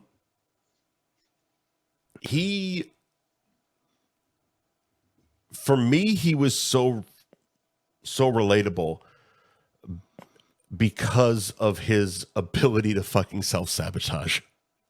And plus, you're both fat and black. Thank you. And with diabetes. Thank you. But that's 100% what it is. I mean, Patrice and Chris Robinson came into the office at the same exact time. Yep. There was, you know, say what you will, but in a show like that, there's a spot for one black guy. Mm-hmm. And Patrice pissed off too many fucking people. And Craig Robinson is now Craig Robinson and Patrice. Yeah, he sabotaged his whole career. He fucking ruined himself. He did, but he did it. He did it on principle. He didn't sabotage it because he was an asshole or because of anything else. He did it on fucking principle. Like Norton has told the story many times. They were doing a movie. It was starring Brendan Fraser and Brooke Shields. It's called Something Wilderness. I forget exactly what it was called. Into the. I'm not 100%. It was two words, but it was Something Wilderness, and. Patrice Black pissed wilderness. off everybody. He would just show up to set and bitch and like, why are we waiting for her? Talking about Brooke Shields. Why are we waiting? And like, he would do it loud. Why are we waiting for this bitch? But ultimately, for me, it was, I was just starting in radio. It was like 2005, 2006. I had met Patrice a couple times because of the Opie and Anthony show. And I had just started WZLX. MySpace was still a thing. Wow. And like most, you know, social media pages, you got those little green lights on your DM if you're online. I was talking one night. Patrice was a friend on MySpace, saw a green light, shot my shot. Back before I was sending dick pics and DMs, I was hitting up comedians to do my show. Yep. Sent him a message. Hey, man. I'm on the air in Boston. You want to come on and talk? 20 minutes later, I get already in bed. Nah. When do you work? I said, well, I'm on tomorrow night. He goes, well, I'm finishing a show at this time, blah, blah, blah, blah, blah. Hit me up again. I'll see what I can do. The next night, he fucking called in.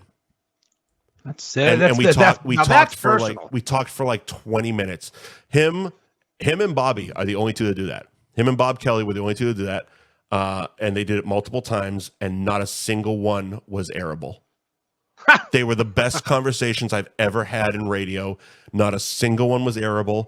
The WZLX web guys loved them for two reasons. One, content. Those guys don't like to work. And because they were fucking popular comedians from Boston. And here you go. Here's fucking 12 minutes. Go. Post it on the website. I need 2 minutes. Yeah, good.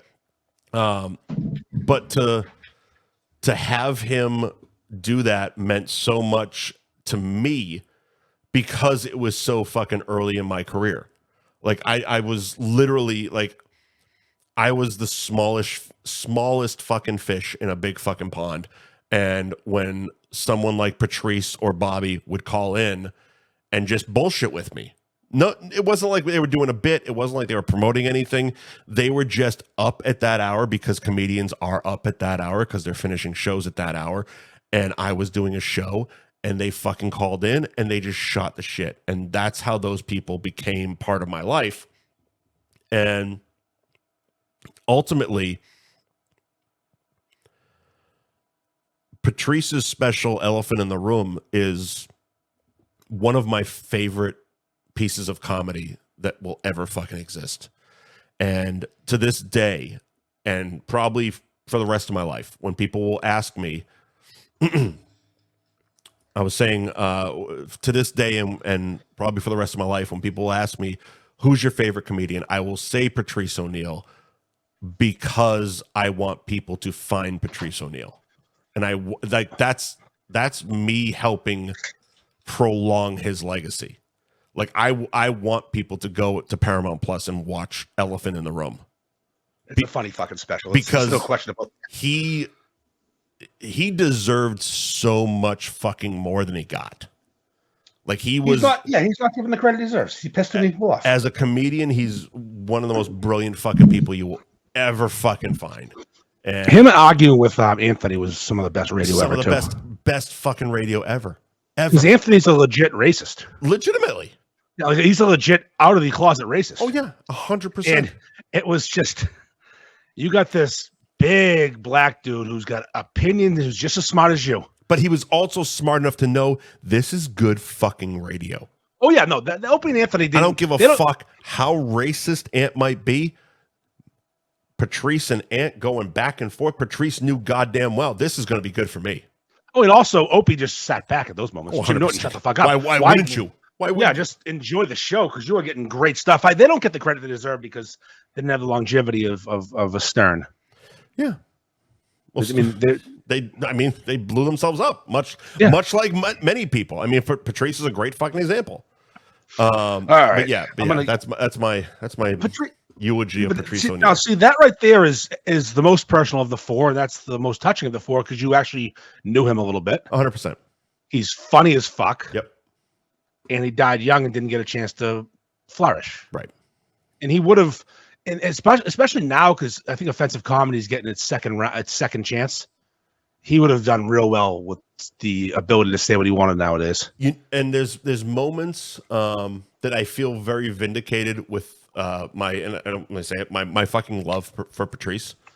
And it's one of those things. I sent you a text when I was watching the documentary. It was Chris Rock, Kevin Hart, and Dave Chappelle. Mm-hmm. And they were building up. I think it was a Chris Rock special they were building to, but it was on Netflix. Yep. And it was the three of them. And I think they were supposed to be praising Chris Rock the whole fucking show. But in the middle, there's 15 minutes where the three of them just start talking about how great Patrice is. And to me, I'm like, there's a whole lot of fucking people that hit their Google immediately saying, who the fuck is Patrice O'Neal? Yeah, it's like when you talk about old school rap and someone brings up some fucking rapper that you've never heard of. He's too white. Like, oh, that guy's good. In the Facebook comments, Corey Macon. Yep. Greg Giraldo, another comedian who died young. Fantastic. I loved him as a stand-up, as a roaster. He's fucking hilarious. I loved his specials. He was my favorite roaster for years. And then I bought tickets to see him one night at the Kowloon in Saugus. I think I saw him there too. Yeah, not a lot of people showed up for that show that night because it snowed. I think I saw him at the Kowloon. I definitely saw him at one of the Comics Come Home. So it snowed that night, Mike. I drove there. Yep. I braved the elements to go see, at the time, my probably favorite comedian. Sure. I bought them tickets. I was so excited. Yep. Maybe 20 of us made the trip. It was a bad snowstorm that night. Had good seats, and he fucking punted on it. He didn't do any fucking jokes. Did shitty crowd work. He sucked. Oh, bummer. And I booed him to his face. You suck. Thanks for the fucking effort, buddy. Well, he might have been on heroin too. You know what? Hey, fine. A lot of people are on heroin. A lot of people do heroin. Fucking do your job, you twat. That sucks. I loved him. That sucks because he was great. He was so good at the roast. So good. All right, here's my Mount Rushmore of stand-up comedians. You mentioned George Carlin not being on yours. Yes. He is number one on mine. I have been a Carlin fan since early 90s. Okay. He was like my next step after Dice. Mm-hmm. And I like the smarmy know-it-all comedians, the Dennis Millers of the world, if you will. Sure. I really enjoyed that brand of comedy. You can put learning something. Norman's in that category. Yeah. Yep. But this was before that. I remember I bought a Carlin CD. Wow. Yep. Good on you. And I would listen to it. I used to listen to music or comedy before I went to bed every night. Mm-hmm. Like I'd fall asleep to it. It was either Carlin or Nirvana Unplugged. That's what I listened to every night before I went to bed in high school. Okay. I alternated them. He is God to me. Some of his jokes aren't great. He's done so many. Sometimes they fail. Sometimes he's gross. Yeah. With his fucking shit jokes and booger jokes, but whatever. Him to me is the funniest person that has ever lived and the smartest comedian of all time. And if you were to look at some of his stuff he predicted by accident, fucker was onto some shit. Mm-hmm. He was nailing the future. So that's number one. God, I don't think anybody would argue with that. I'm going to say my next comedian, I'm going to call him George Carlin Jr. All right. Because he does similar stuff, did similar stuff. Again, he's fallen off a bit. But Bill Burr, for a bit, and I quote him every day, is the funniest, smartest person I've ever seen. I do enjoy a smart comedian. I like them when they're telling me something that I don't know, and they're speaking intelligently about the topic. I can see the modern day correlation between Burr and fucking Carlin. Yep. Complaining about everyday monotonous things that bother me too. Yep. Doing it in an everyman type of way. Bill Burr rolling hams out the fucking grocery store because they don't have a cashier is poetry to me. Yep. And much like Carlin with Johnny, Burr and Conan are fucking gold. Yes. Those reels pop up every fucking day on Facebook and Instagram, and I'll sit through all of them. Conan was on Bill Maher recently, and he eviscerated the little fucking smarmy dickhead. Bill Maher is like Bill Burr was on. No, Bill Burr was on Maher. Maher. Yeah, you said Conan was on Maher. Sorry, yeah, Bill Burr was on Maher. I watched recently. it. Yeah, yeah, and it's like Bill Maher is the wrong kind of cunty comedian to me. I don't love him. He's too Dennis Millery. Yeah, he's too Jewish. Too Jewish. But he's just like he's too above me. He's not smart. It's not that he's smarter than me. He's above me, which bothers me. And you try to talk down to Bill Burr, and Bill Burr is not getting it. He was not going to have it. No. So it was awesome. Louis C.K. is the one we matched on. Mm-hmm. That's what we matched on. Not Eddie Murphy. Interesting. Louis C.K. Just one of the funniest. I mean, racist, but interesting. Don't worry, we're getting there. We got a black one coming. Don't worry. We're getting to the black one. We had him last. It's like Franklin. I was a little upset that my top 5 were all white. I'm not gonna lie. I was sitting like, fuck, I need a black guy. I just couldn't find one currently. I don't think I had a black guy, did I? No, I got an Italian guy. That's got to count for something. That's he's half a Blake. He's the Louis C.K. is one of the funniest people ever. And again, it sucks now because he's been canceled and he can't get on. Although he canceled himself, kind of. He stopped trying to be on Netflix. Now it's his website, and you just buy the special for $3. He kind of did it brilliantly. Like he can't, like you said, he canceled himself, but he also monetized himself. Not only is his specials on his website, he's made 2 TV shows that are available on his website. Mm-hmm. Like fucking that the one he did with Buscemi at the bar. I think it's on Hulu or something now, but it's like fucking hilarious. It's like watching theater on television. It's so fucking. It's him, Buscemi, Edie Falco from Sopranos, and one of the fat girls from fucking SNL. I forget her name. Edie Bryant. There you go. That's the one. She has one of my favorite jokes of SNL history when she walks into her company Halloween party and says, "Hey, whose cunt is this?" No, and everyone's in costume, but she just went to work in regular clothing, and she's wearing a red dress, and someone goes, "What are you, a tomato?" Right. And she goes, "I'm just a girl doing her best." That's good. It's so fun. Anyways, Louis is one of my favorites of all time. I wish he didn't pull his dick out. Him describing the front half of his appreciate he pulled his dick out because you know what Louis did. Unlike the Weinsteins of the world, Louis asked permission. He asked permission. Here's the thing that was never really fucking put out there enough. All the people, all the quote unquote victims of Louis C.K. all came out and said, Louis asked permission, and we said yes. There you go. And he jerked off in front of us. You do it once a week. I do. Yeah. You ask permission. You want me to jerk off in front of you? And they say yes. Make them ask first now. Yeah, of course. Okay. That's good consent. Show me your dick. Okay. That's all it takes. His description of the front half of his body when he called it a pig's ass. It's so descriptive and perfect with the curly little tail as his dick. It made me happy. I love Louis C.K. And here's where the black guy comes in. Chris Rock. That's a good one. I put Chris Rock above Eddie Murphy. For me. Okay. Eddie Murphy was phenomenal. Appreciate it. In my opinion, to me, Eddie Murphy's more of a comedic actor. Yep. Because he took off so fast as an actor with Beverly Hills Cop and Trading Places and all the. And I've watched Delirious again. It's great. It's great. I watched Chris Rock Bigger and Blacker today. Yep. It's still the funniest thing you'll ever see. Yeah. And he's also kind of still doing it. He is.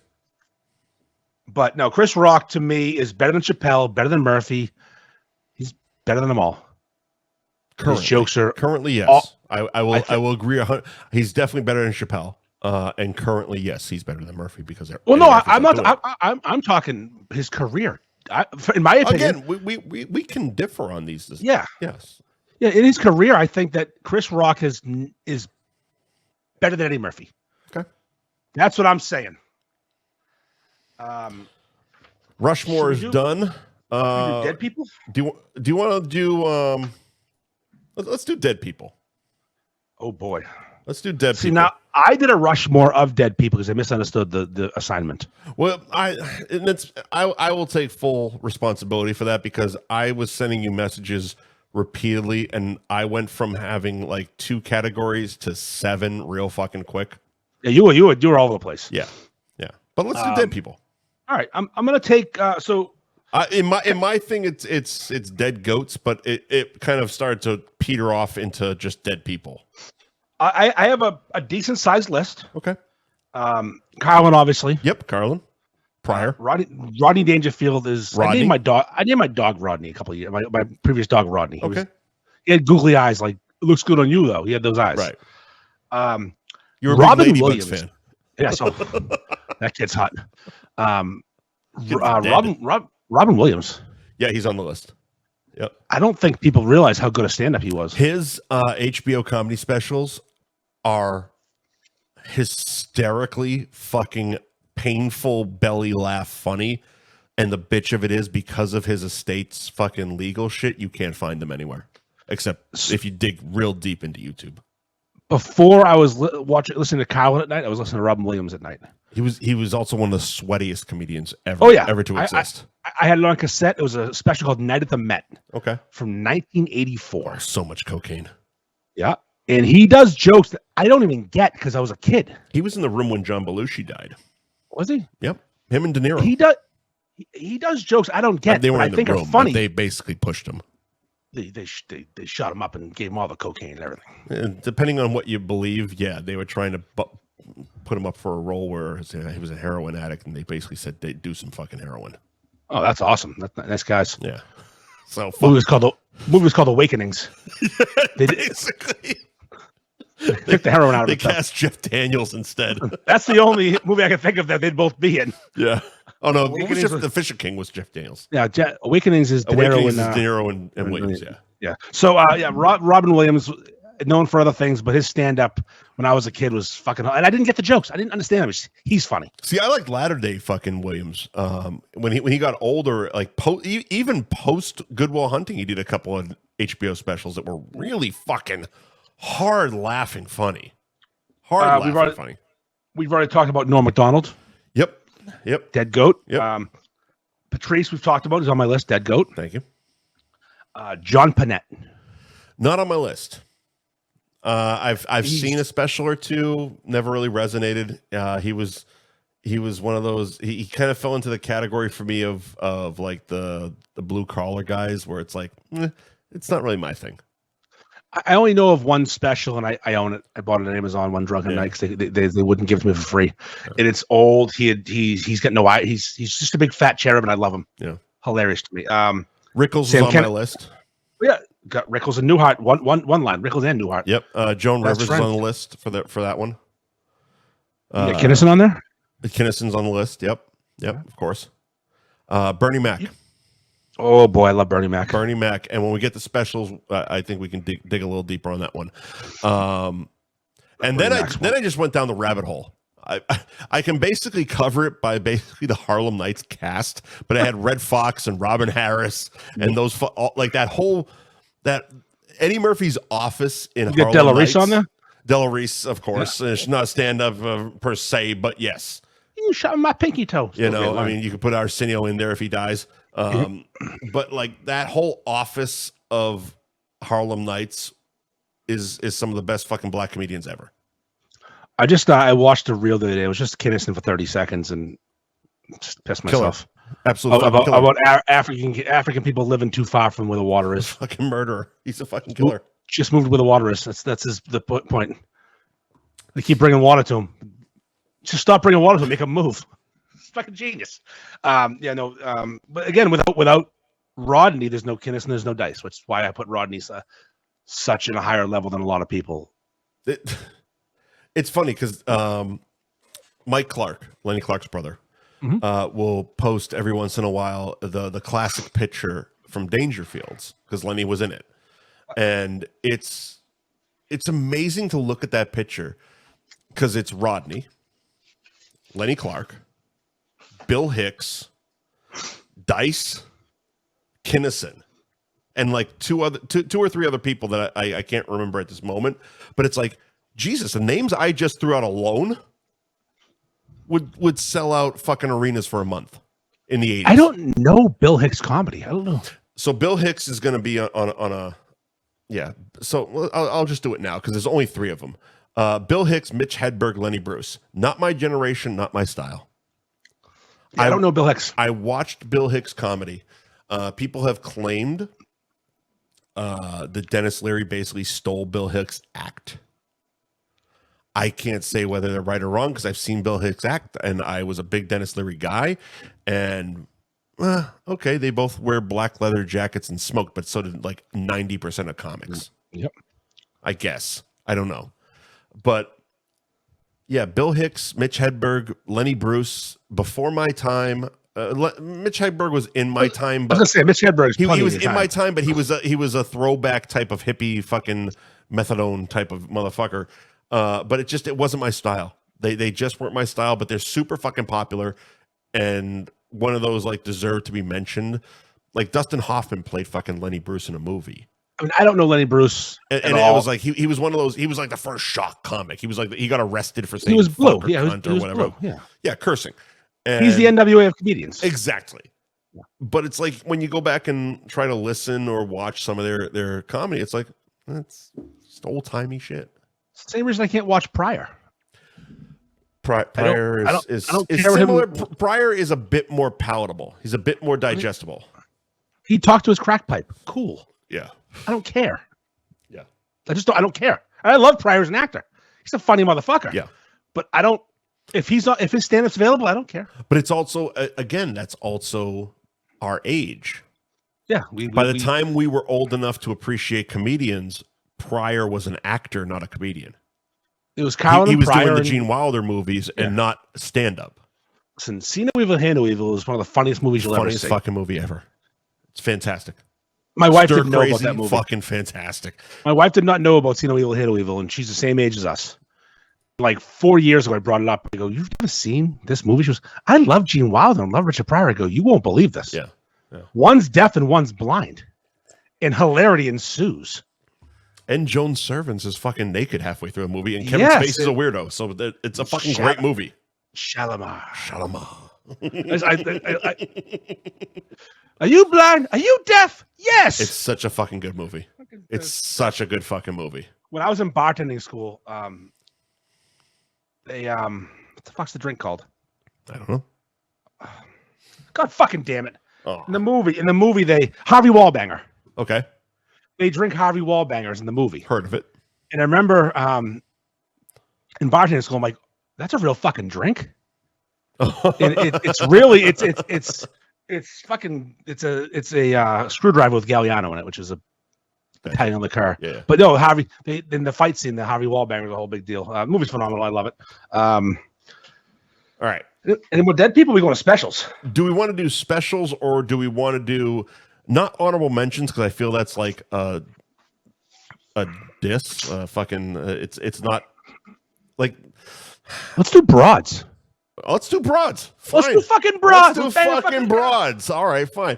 Because I have a list. I have a big fucking list of people, and I didn't want to call it honorable mentions because it was like that feels like a slight for these guys because a lot of them are massive, but just not in my personal Rushmore or current top 5, but they're not honorable mention people. They're fucking Hall of Famers, all of them.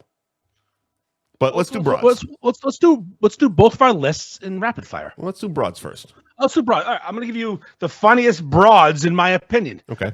Because people say women aren't funny, and I'm here to say sometimes they are. I'm going to say on a very, very limited basis because usually they're not. Because I had been cultivating 6 at that point, 6 lists of different comedians and specials before I realized there's not a woman amongst this. I don't even think ladies can make jokes. I'm going to give you my Mount Rushmore. 1, 2, 3, 4. I have a month, or I guess I do too. Now this is current lady comedians. I mean, Joan, we've already talked about. Yes, Goat, Hall of Fame. These are women that I find funny right this second. Here they are.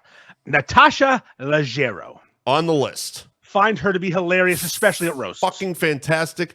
I suggest people seek out the old, I believe it was Stars or Showtime. She played Dice's girlfriend on his show called Dice. It was like a satirical version of his life. All right, she's great. I'm watching some dumb show right now because I love trivia shows that Travis Kelce hosts. Are you smarter than a fucking football player? Movie star?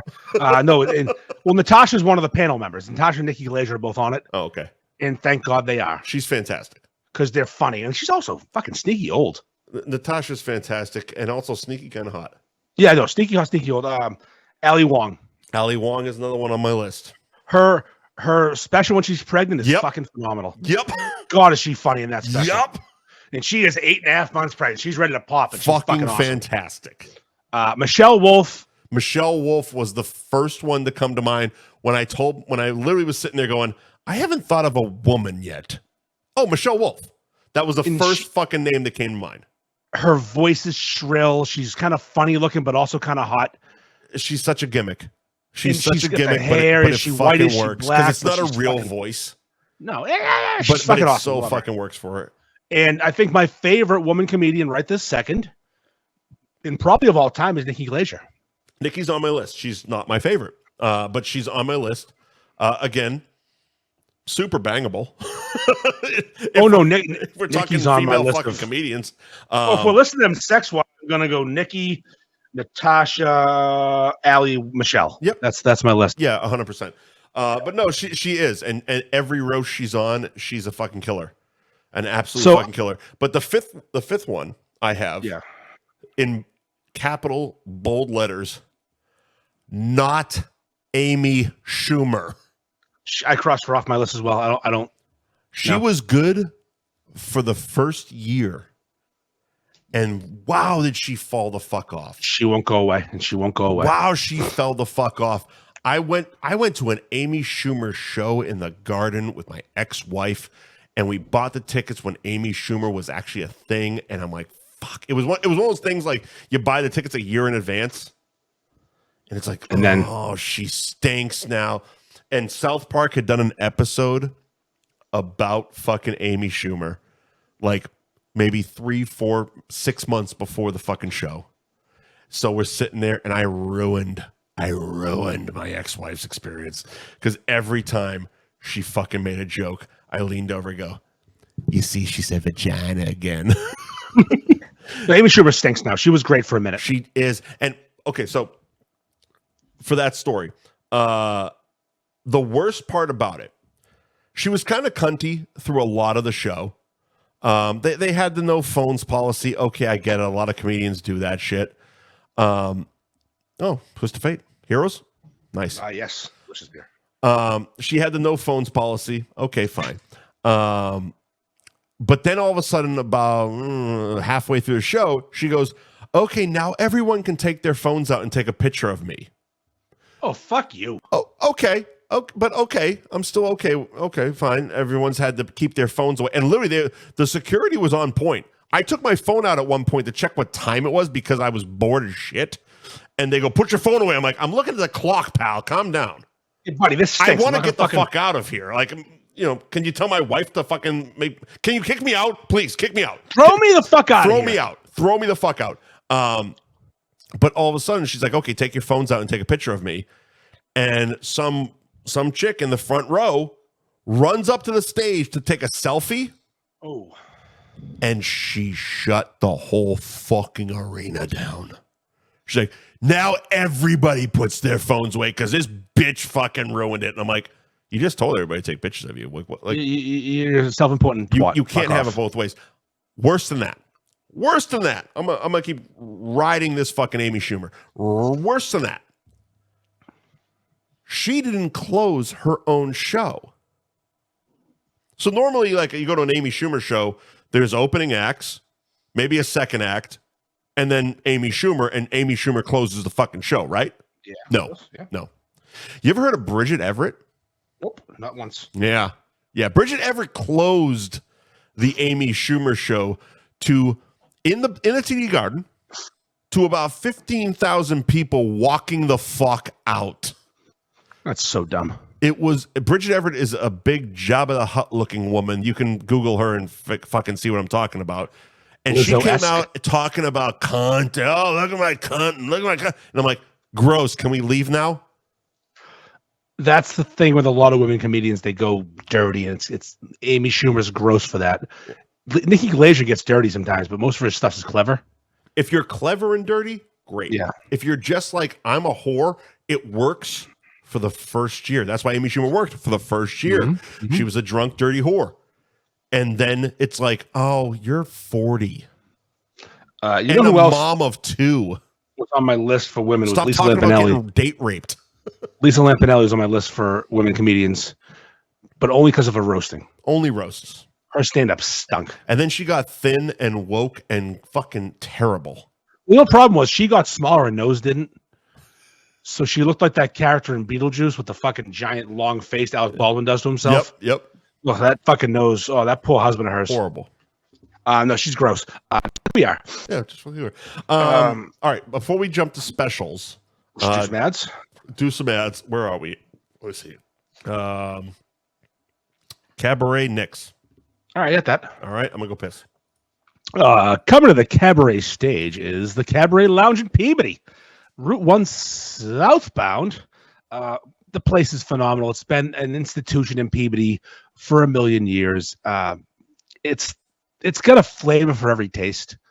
It's the variety show of strip clubs. You're not just going to get 12 Russian 6'2" prostitutes with blonde hair. You're gonna get a C-section scar. You're gonna get a big bitch. You're gonna get some black people, some white people. You're gonna get a 10. You're gonna get a 7. You're gonna get a 6. You're gonna get a lot. Everything will be there. You're gonna get fucking draft beer and pitchers. It is a dive bar that has strippers. It's phenomenal. If you've never been to the Cabaret, you've got to do yourself a favor. You have to go there with expectations, though. You're not going to fucking 10s. You're not going to fucking Golden Banana. You're going to the Cabaret fucking Lounge, baby. Dive bar with fucking hours. Lock the Instagram. That's okay. We're not going back to it. Fuck off Instagram. Anyways, Cabaret Lounge in Peabody. Open every day. It's open every fucking day. Go in there. See naked women. Give them money. Pay the ladies what they deserve. Because they deserve it. What was it? Nick's Place. Nick's Place online. Nick's Place -online on Instagram. This is your one-stop shop for all the Nick's Place and their catering. If you want to order online from any of the many Nick's Place, they're all under the same umbrella. This is the Nick's Place with the blue sign. That Nick's Place, the one that originated in Winthrop. Not no shade against Burlington, but they don't pay us. Not the Burlington one. Not the Lexington one, not Nixon Beverly, not the other Nixon Beverly, not one of the 1,000 Nicks. This is Nick's Place. Newmarket, Revere, Winthrop. They're everywhere. Go to nicksplaceonline.com. Find the location nearest you if you want to order takeout or catering. Cost is the best. You can find him right now at the Newmarket location. The Newmarket? It's Newmarket or Newington. I don't know. I don't have the notes in front of me. I'm not the guy who does the ads. But anyways, nicksplaceonline.com, a phenomenal business, great people, that dressing, that delicious fucking dressing. And that it has that wide open mouth hole. So if you are of the right girth, You could just do things to that dressing. If your dick's too big to fit in there, well, fuck you then.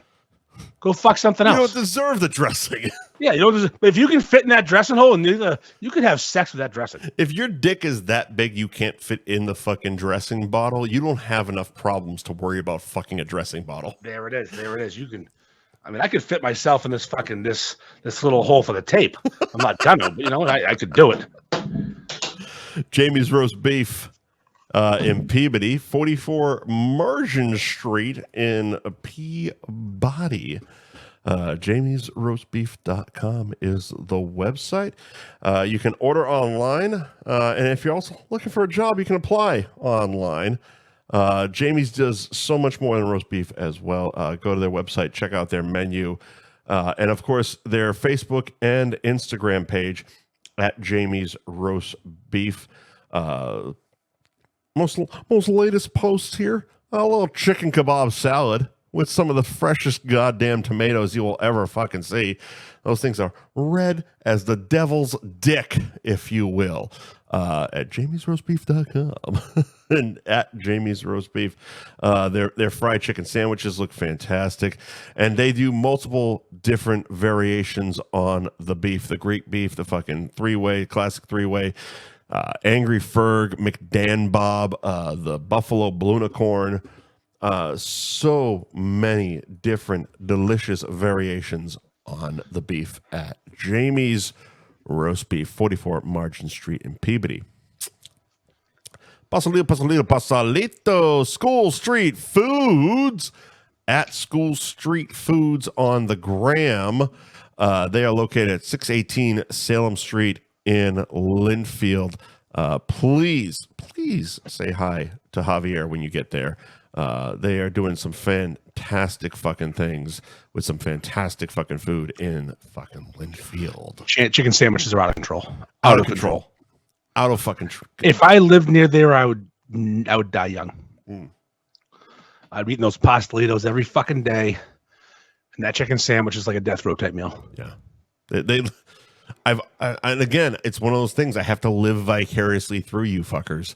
But everything I've seen posted or shown or fucking videoed looks absolutely goddamn fucking phenomenal. And if you have catering needs, please hit up School Street Foods for your fucking pastelitos. They have them, they can do them, and they're goddamn delicious. Again, at School Street Foods on Facebook, Instagram, and 618 Salem Street in Linfield. Bada Bing Pizza, Bada Boom, Sports Bar. Website is literally their menu, badabingmenu.com.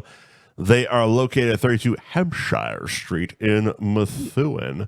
Let's see. Hours of operation vary for holidays, but Friday and Saturday, 11 to 10 p.m. Sundays, noon to 8. Rest of the week, 11 to 9 p.m. Bada bing, bada boom. And on the gram, Bada Bing Methuen. Spell out Methuen, not just meth. METH. Yes, I can. Yes, I can. Bada bing, bada boom in fucking Methuen. Pizzas, wings, good beers, good times, good people.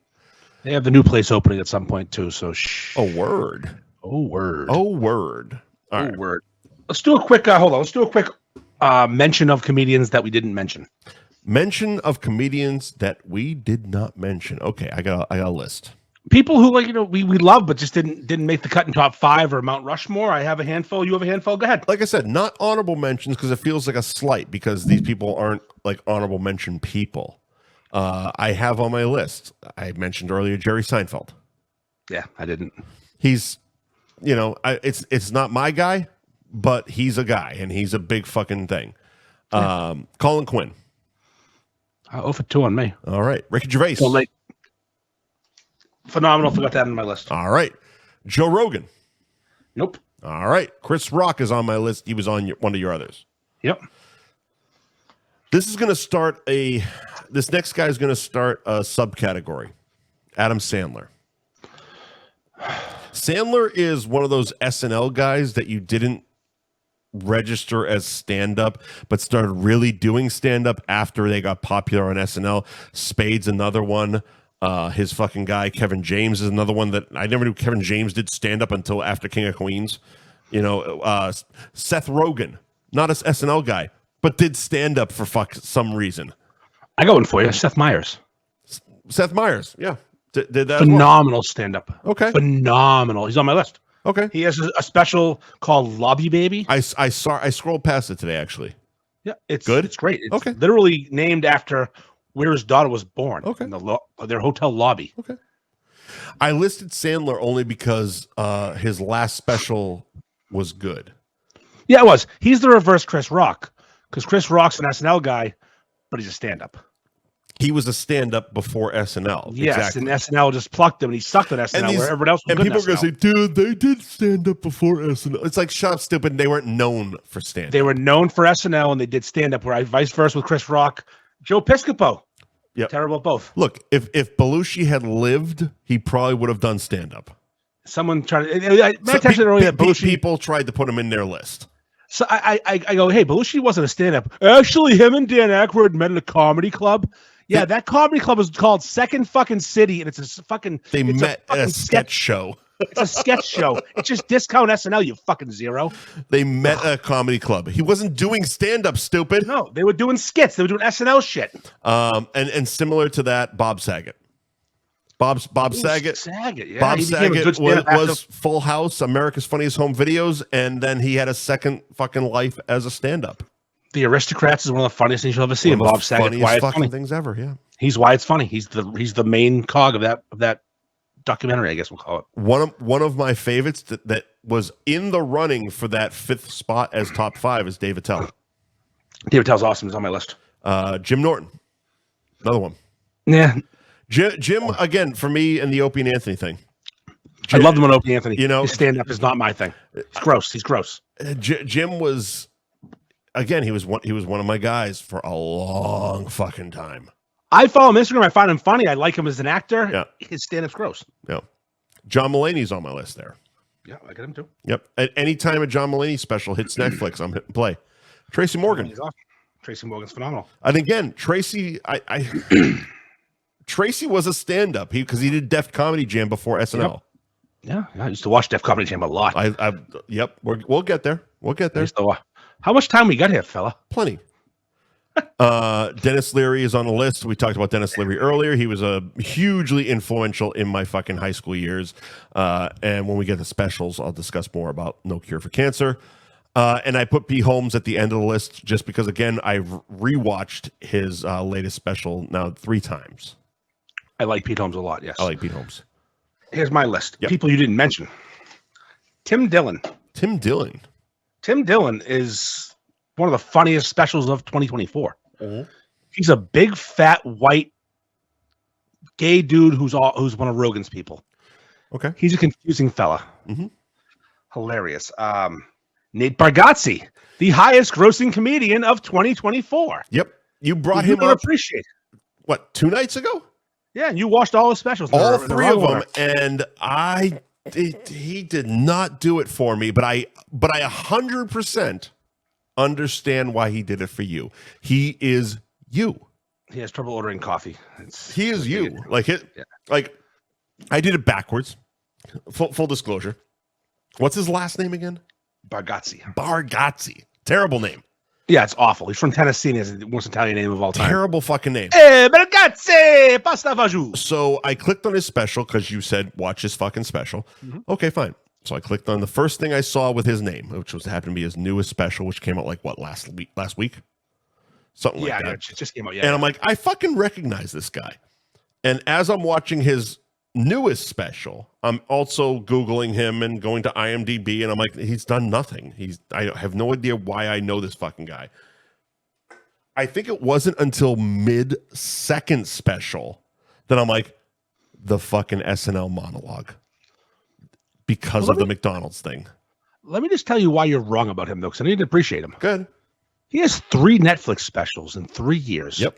He's the highest grossing comedian in the world right now. Right. And he hosted SNL. Right.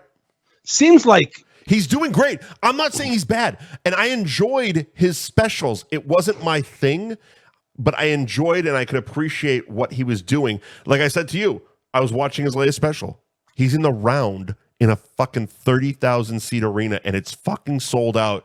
And I was chuckling at jokes.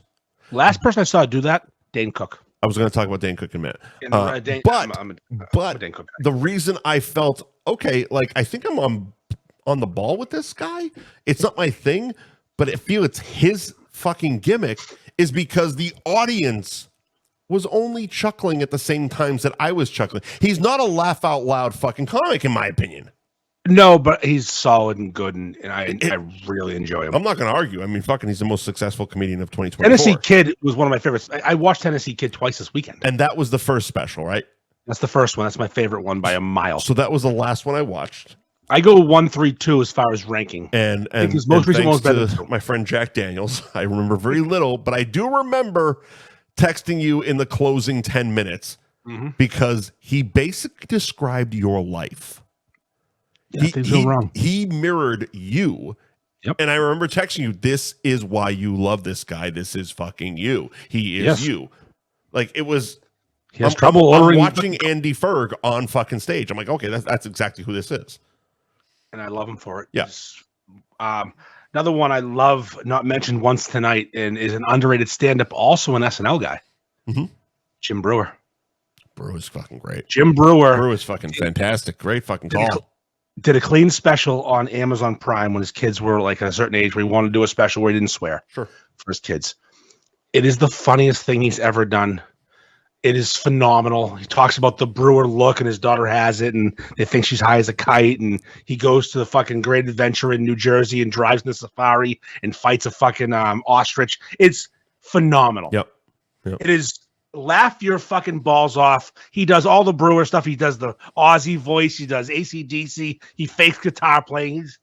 It's quintessential Brewer. Brewer's fantastic. And I would go see him right now if he toured. Tom Segura. Not a Tom Segura guy. I love him, hate the other guy. I think that's my problem.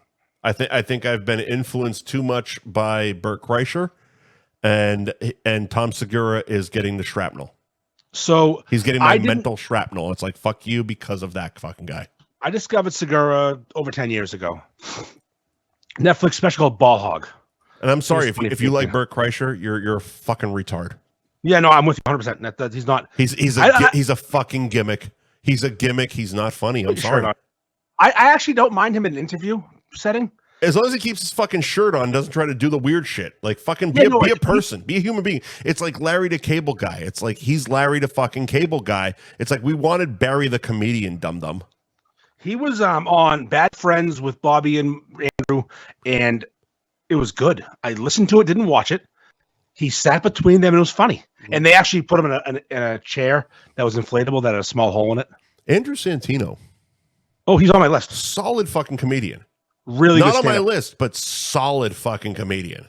But they listen. They put Bert Kreischer in an inflatable chair that had a tiny pinhole in it. And so it deflated the whole interview. It took an hour. He was on the floor. That's fucking hilarious. And he did they're like, geez, what's going on? And it just was like, how long my chair's a hole? No, there's no hole. And it was one of those stupid like visual bits that I enjoy. But anyways, I don't like Kreischer. I love Segura's stand up. Okay. Older stand up 10 years ago. Ball Hog, hard recommend. Okay. Right. Jim Gaffigan. Listen, I know a lot of people think he's corny. I'm gonna tell you why I love him. Yep. Because when I was introducing my daughter to stand up, she was 10 years old. I needed clean comedians. Sure. Jim Gaffigan brings heat clean, and his Hot Pockets bit is an all-timer for me. Sure. Santino, we just talked about. Yep. Here's a weird one that you probably don't even know about. Mike Birbiglia. I know Mike. Yep. Mike's awesome. Mike was your Nate guy. Mike was the most successful stand-up for a run in the early 2000s. Like 2000, I want to say like 2 to 6, Mike Birbiglia was the most successful arena stand-up ever. I don't know if it's the same person. It is 100% is. Are you sure? Because he's so soft-spoken and weird. He's very no. That's exactly him. It's 100% him. It's my girlfriend's boyfriend special is one of the best I've ever heard. He toured like a fucking bastard It's 100% him. Again, not my guy. Not like I've watched Mike's specials and I'm like, it's not my thing. And we talked about this. It's like I need a lot more fucking edge to my guys. That's why I didn't resonate with. Like I watched all 3 of Nate's specials, and I was like, I get it why you like him. And then I watched that fucking Torching 2024 and pissed myself because they said the F word for gays a bunch of times. I would watch Nate Bargatze 100 times before I'd watch. And I watched Torching 2024. It was funny. Thank you everybody for. And Costello was the funniest fucking line. Oh, it was funny. Of 2024. It's just not. That's me. That's more my speed. I got David Tellin with Lenny. We talked about already. They're on my list. Lewis Black. Great. Huge Lewis Black guy in the late 90s, early 2000s. He was a killer. Is he still alive? Yeah. Okay. But he's old and he's topical. He's like a political comedian. You can only go so long. He shows up on like Bill Maher shows and shit like that, or fucking Daily Show. Another clean comedian that we haven't talked about yet, Brian Regan. Probably the top clean comedian. He is stupid funny on stand up and in Comedians in Cars. Those are my favorite episodes. Yep, and he was a regular on O&A, and he stayed as clean as he is. Now, I don't know if you've heard of this. You've probably heard of him, and I've seen him. It's a comedian who looks like Jerry Seinfeld. But he looks like he's like a little dead Jerry Seinfeld. Okay. Named Ryan Hamilton. Nope. Special on Netflix called Happy Face. And he does a joke about having the wind knocked out of you as a kid. Mm-hmm. And the way it would, if you had it happen as an adult, how you'd react. It is just, it's perfect. It's clean. It's a clean special. He's not a swearer. Right. He just has great. I found these specials because I literally Googled clean comedians because I wanted my daughter to have this fucking background. This is also what happens when you watch every fucking Netflix special. Well, no, I Googled this. This is me. But you have a daughter, so you had a reason to do it. Yeah, I cultivated these, and I'm like, I would have no reason, and that's how your algorithm is born, and I have no fucking reason to do that. No, Ryan Hamilton, of all the things we've talked about tonight, I would recommend Ryan Hamilton's Happy Face on Netflix. The hardest. He looks just like a zombie Jerry Seinfeld, but he's from Iowa or Idaho. He's got a weird again, just like Bargatze. He's a weird delivery and he's clean, but his jokes are good. So if you're sober enough, it's really good. If you're hammered, it's like, what the fuck's this nerd talking about? I'm not going to watch it tonight, but I'll give it a watch. I'll watch it with breakfast on Friday or something. All right. Those are our honorable mentions for a lack of a better term. Oh, okay. Specials. Oh, Dane Cook. Fuck you if you don't like Dane Cook. No. So let's just give him his own special fucking category because Dane Cook's an interesting fucking study in stand-up comedy. He went from being extremely hilarious, having 2 of the biggest selling fucking comedy albums of all time, becoming the peak, the fucking pinnacle of stand-up comedy, selling out every fucking arena in the round. And when I specify in the round, it's because you fit even more fucking people because you're on just a small fucking stage. So you went from having, let's say, 15,000 to now 20,000 people in your fucking arena. He was the biggest goddamn thing ever. And then it came out that he was stealing Louis C.K.'s jokes. Is that what happened? Yep. Oh. They addressed it. He even did an episode of Louis. Okay. Where they kind of tiptoed around, but also kind of addressed it. And then he started doing movies. He's not a fantastic actor. He was great in Waiting, but he was like the 15th lead in the movie. What's the movie he's in with Kevin Costner? I don't mind that movie. He just, I don't know. He just didn't. I didn't know he was. See, I never knew the problem with him. Yeah. Everyone got mad at him. And I didn't know why. I'm like, he was the white Carlos Mencia. Yep. Carlos Mencia, also very funny guy. Yeah. Very funny guy. His Mind of Mencia show saved Comedy Central after Chappelle fucking went to Africa, but also, he stole jokes and Rogan crushed him at the Comedy Store. Hey, you know who the number 2 and number 3 comedians of this year were? No. Speaking of that, Matt Rife, not mentioned, and Gabriel Iglesias, that fucking Mr. Fluffy cunt. That makes sense. That makes all. Come on, though. If you think about it, ugh, gross. I know. Matt Rife. You who likes Gabriel Iglesias, fat white women that will buy tickets at the Hard Rock Casino for $1,000 a seat. All right, I'm going to be honest with you right now. Yeah, we're approaching plus 2.5 hours. Are you saying it's been a bad show? No, it's been a great show. All we right, got to do specials. Let's do specials. We'll do specials and maybe come to the year and punt some things. Moving on. Okay, fine, whatever. I don't want to speed through my specials because I have we're going to do specials. I got a list of fucking specials. These are my 5 favorite specials I think I've ever seen. Go ahead. Shane Gillis, Beautiful Dogs. Okay. It's perfect. God made a special. Mm-hmm. Thank you. Tom Papa, you're doing great. Mm-hmm. One of the funniest things I've ever seen in my entire life. He has bits about McDonald's. He has bits about fucking fat people. It's just great. Anthony Jeselnik, mm-hmm. Thoughts and Prayers. That's the Eric Clapton joke one. Yep. It's offensive as fuck. It was his second. We were talking off air, and I thought it was Caligula. Caligula was his first. That was his second. Yep. Yep. That's the one. Okay. Yep. Chris Rock, Bigger and Blacker. Watched it today. Okay, that's the first one on my list. I had to make sure it held up because I didn't want to be wrong. That's the first one on my list. That is from 1996, and it is upper echelon comedy. Mm-hmm. I Prefer Syrup. Mm-hmm. It's great. Yep. Bill Burr, Let It Go. Okay. That's my 5 favorite specials of all time. I don't care if you like them. I don't care if you hate them. That's me. I didn't do a top 5. I listed. Okay. I was thinking top 5. Mine's more not so much top 5. It's more rewatchables. Okay. Like which ones have I continued to watch? Like which ones do I keep going back to every fucking year? I own them on DVD and I'll grab them and throw them the fuck in for a watch. We talked about Delirious. Yep. Eddie Murphy's Delirious. Yep. We've talked about Dice Rules. Yep. We've talked about Elephant in the Room, Patrice O'Neill. We have. We've talked about No Cure for Cancer, Dennis Leary. We have. The ones and Bigger and Blacker you just mentioned. The ones we didn't mention. Saw this in the fucking movie theater. Original Kings of Comedy. So badass to have a movie theater comedian. That's fucking sick. So, mind you, almost all of these. So, Delirious, Dice Rules, Original Kings of Comedy I just mentioned, and Bigger and Blacker all showed in the movie theater first. I didn't know Bigger and Blacker did. Wow. I believe it did. I could be wrong. Maybe you are. We don't know. We don't. It might have been an HBO, but I believe it showed in the theater. Definitely HBO. Definitely HBO. Maybe. I know this one was HBO. Pimp Chronicles Volume 1. Oh, Cat Williams. Cat was good. Here's the fucked up thing. Good one. I had no idea who Cat Williams was.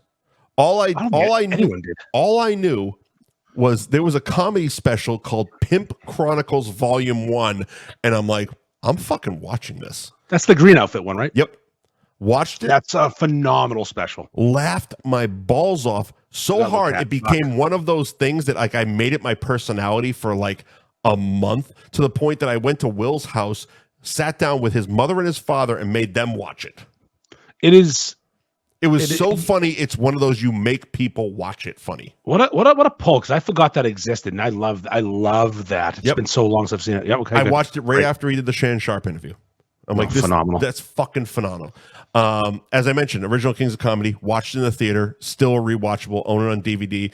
The last 15 minutes, Bernie Mac's fucking closer is like all time fucking comedy. It's kind of a cop out. That's a compilation. It's a full fucking show though. It was a tour. A compilation. It was a fucking tour. I wanted a special, not a compilation. Okay, fine. It is. It's still a movie. It was directed by fucking Spike Lee, for Christ's sake. You get a festival. Right, I want one comedian. Fine. Fuck you. Fine. Pick one. Fine. Pick Cedric. Pick Cedric real quick. No, I would pick Cedric. I would pick Bernie's last 15 minutes over anything. Fine. The last 15 minutes of Original Kings of Comedy. Thank you. It's better than almost any fucking comedy special ever. Bernie Mac fucking. He made a fucking 9-season fucking sitcom out of that fucking 15 minutes. Listen, I love Bernie Mac as a comedian, as an actor. He's a sad loss. That's part of the like.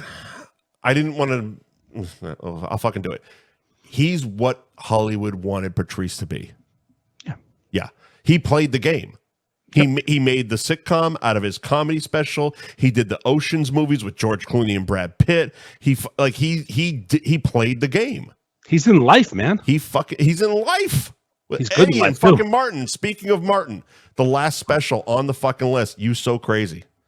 1994, 96. Loved it. Martin at the peak of his fucking powers. And the reason it was so fucking good for me was I was in that age bracket where it was weird to see a movie, like any movie, but let alone a stand-up movie in the theaters rated NC-17. Was that the one who wore the same outfit as Todd and Margot from Christmas Vacation? Is he wearing like a silver jumpsuit in that one? No, he's wearing a super baggy black leather fucking like starter shirt. Okay, yeah. Okay, I got you. Yeah. But it was like he was hosting Def Comedy Jam. Martin was the biggest fucking show on TV, and now he's got this super fucking dirty comedy movie that's rated NC-17 for language, playing in theaters. It was fucking phenomenal. Fucking phenomenal. Those are my specials. You know, I don't have a Cowan special on here. You know why? I couldn't choose one. I would meld like 40 specials into one. But Ricky Gervais, we brought up earlier, had a special a couple of years ago. I can't remember the name of it. He wears a headset and a black T-shirt, which I think he does every special. That's every special. Fucking goddamn, is he great? Speaking of, so he used to host the Golden Globes, but now Nikki Glazer's hosting. I don't think it's going to be as good as Ricky. It can't be. There's no one better than him, but she'll be good. She'll do fine. I hope she does fine. She better. I hope. I watch her reality show. That's how big a fan of Nikki I am. Jesus Christ, I didn't know she had one. Yeah, it's her and it's just her on tour and her boyfriend hanging out. It's fine. But she's funny. She's Nikki, and she's sometimes hot. Yeah, she's like a Two-Face. No, Ricky Gervais hosting the Golden Globes is fucking fantastic. Especially because he's semi like in that fold. Mm-hmm. He should win a Golden Globe for his show, fucking the Killing Yourself show. I mean, him bringing Johnny Depp on stage anytime is fucking great. He brings him up, and Johnny Depp like leaning into Ricky's beer and going, "Holy shit, that's real." He goes, "Yeah, you want a sip?" He's like, "No, I'm good." Have you seen what was the movie? The Tourist. Have you seen The Tourist? And Johnny goes, "No." He goes, "Fuck it, I'm done." It's what like I'm obviously not doing it justice, but it's Googleable. Like, go fucking watch Ricky Gervais Golden Globes. Ricky Gervais is in the conversation of the funniest human of all time. 100%. And not just stand up, just 100%. Funniest person ever existed, and he knows it too. Which and he's not arrogant about it. But he's kind of arrogant about it. But he knows in the best way possible. I'm really fucking funny. Every show he does is good. Oh yeah, everything he does is good. It's the fuck. It's a testament to him. Afterlife. Yeah, it's a testament to him that like The Office is like the biggest show in America. Yep. Oh yeah. And here's the thing, and I'll fucking die on this hill. There isn't a season of The American Office that stands a cunt hair as funny as the European one, the UK one. I gotta go back and watch it. I tried it once and couldn't get through it. Binge them. Fucking just sit down because they're fucking 20 minutes. Do you know what's funny about that show Afterlife, though? The show Afterlife has one of the funniest scenes ever in TV history to me. Now, it's him and his dad in the show. Yeah. And the dad's dying. Things aren't going well. And he looks over, he leans over at his dad, and he goes, I love you. I love you, Dad. And his dad responds with, gay. High comedy. Yeah. And the dad is from Game of Thrones. I didn't watch that, but he's from Game of Thrones. He's like the worst person in Game of Thrones. He's one of the baddest people there. And now he's playing Ricky Gervais' dad. It's gay. My one of my favorite moments in one of his shows was from Extras. And he's I forget, he was doing it was a Warwick Davis movie, because each episode of Extras has like a very famous actor. Some with Kate Winslet, there was Johnny Depp, there was blah blah blah blah blah. This one was Warwick Davis, who of course was Troll, Leprechaun, fucking little guy, Willow. Yeah. So his agent is played by Stephen Merchant, who is big, tall, lanky fucker. Probably 6'6", I'm going. So he's sitting there talking to Ricky, and Ricky is playing an extra in a movie. And Warwick walks by and bumps Stephen Merchant's knee, and he looks down and goes, "Oh, midget," and just walks away. And that's how he got fired off the movie in that episode. I'm like, that's the greatest. Like, I fucking pissed myself the first time I saw it because it was so nonchalant, so off the cuff. He just like, "Oh, midget," and just fucked off. I've never watched that show. Oh, it's really good. It's really fucking good. We should try Extras. All right. Extras is a good one. Yeah. All right. I got to call it. You're going to call it? It's fucking 9:42, man. This is almost 3 hours. Fuck down. Do one of the regulars. We got your Nambla. We got fucking word of the week. We'll do word of the week next because it's more of a discussion. Let's do cunt of the year because my Nambla. Fine. I'll do Nambla. Fine. Nambla will be better. It'll be an easier one because cunt of the year. What do you got? What do you got? P Diddy. Huh? P Diddy. That's all. Who? P Diddy. Oh, P. Fuck off. He's fucking cunt of the year. He's raping people. Okay, him and Jay-Z, I guess. All right, so by the way, I watched Beyonce's fucking special on Netflix, which was the halftime show of a football game, but they can't fucking archive a football game on Netflix. They just archive the 13 minutes of Beyonce. That was where the pip fart in a snare drum came from. Yeah, I would watch Beyonce fucking fart into a snare drum. She looked so good. Great ass. She looked phenomenal, but that was a bad performance. It was the song, the music was shit. But my God, I'll watch her shake her ass all day. They brought up Shabuzi. I didn't even notice him. I still don't know who that is. And you've mentioned him a bunch of times. I don't know who that is. He owned the fucking halftime show on Thanksgiving, not on Christmas. I didn't even know it was him. Nope. All right, here's my nobody asked me but NAMV. I posted this on Facebook yesterday. Okay. Had a little thought to myself. People who play video games as adults, no problem with them at all. Enjoy your life. Sure. If you refer to yourself as a gamer and you don't make six figures playing those video games, and you're in your 30s and you have a wife and kids, you're a fucking loser. You're a piece of shit. You're a loser. Figure your life out. Like, what are you doing? Like, these people in their 30s, they play video games, not for a living. They work at some shit job. They live at their mom's house. Right. They identify. Like, if I was to say to you, Mike, what are you? Describe yourself in a word. You wouldn't say fucking gamer, would you? I wouldn't say gamer. No, you'd probably say I work in media. Yeah. I thought about this. I think that's the way you should word it if you have a question. I'm a podcaster. I'm an actor. Exactly. I'm a media personality. You do a lot of things in media. Yeah. Your full-time job is technically in media. Yeah, it is. So, Andy, what are you? I'm a father. I'm a husband. I'm a gutter installer. I'm a business owner. Your business owner would probably be best. Yeah, if you were talking professionally. Yeah, sure. I do these things. I'm a beefer, yeah, but not my first fucking thing. Like, people get offended. What do you mean? I play video games every night. Congratulations. Is it your fucking whole personality? Because if it is, you're a fucking zero, a loser. Get a fucking life. Go find a hobby besides putting a fucking headset on, which I'm wearing now, ironically. Talking to a microphone, which I'm doing right now. So we can hear each other.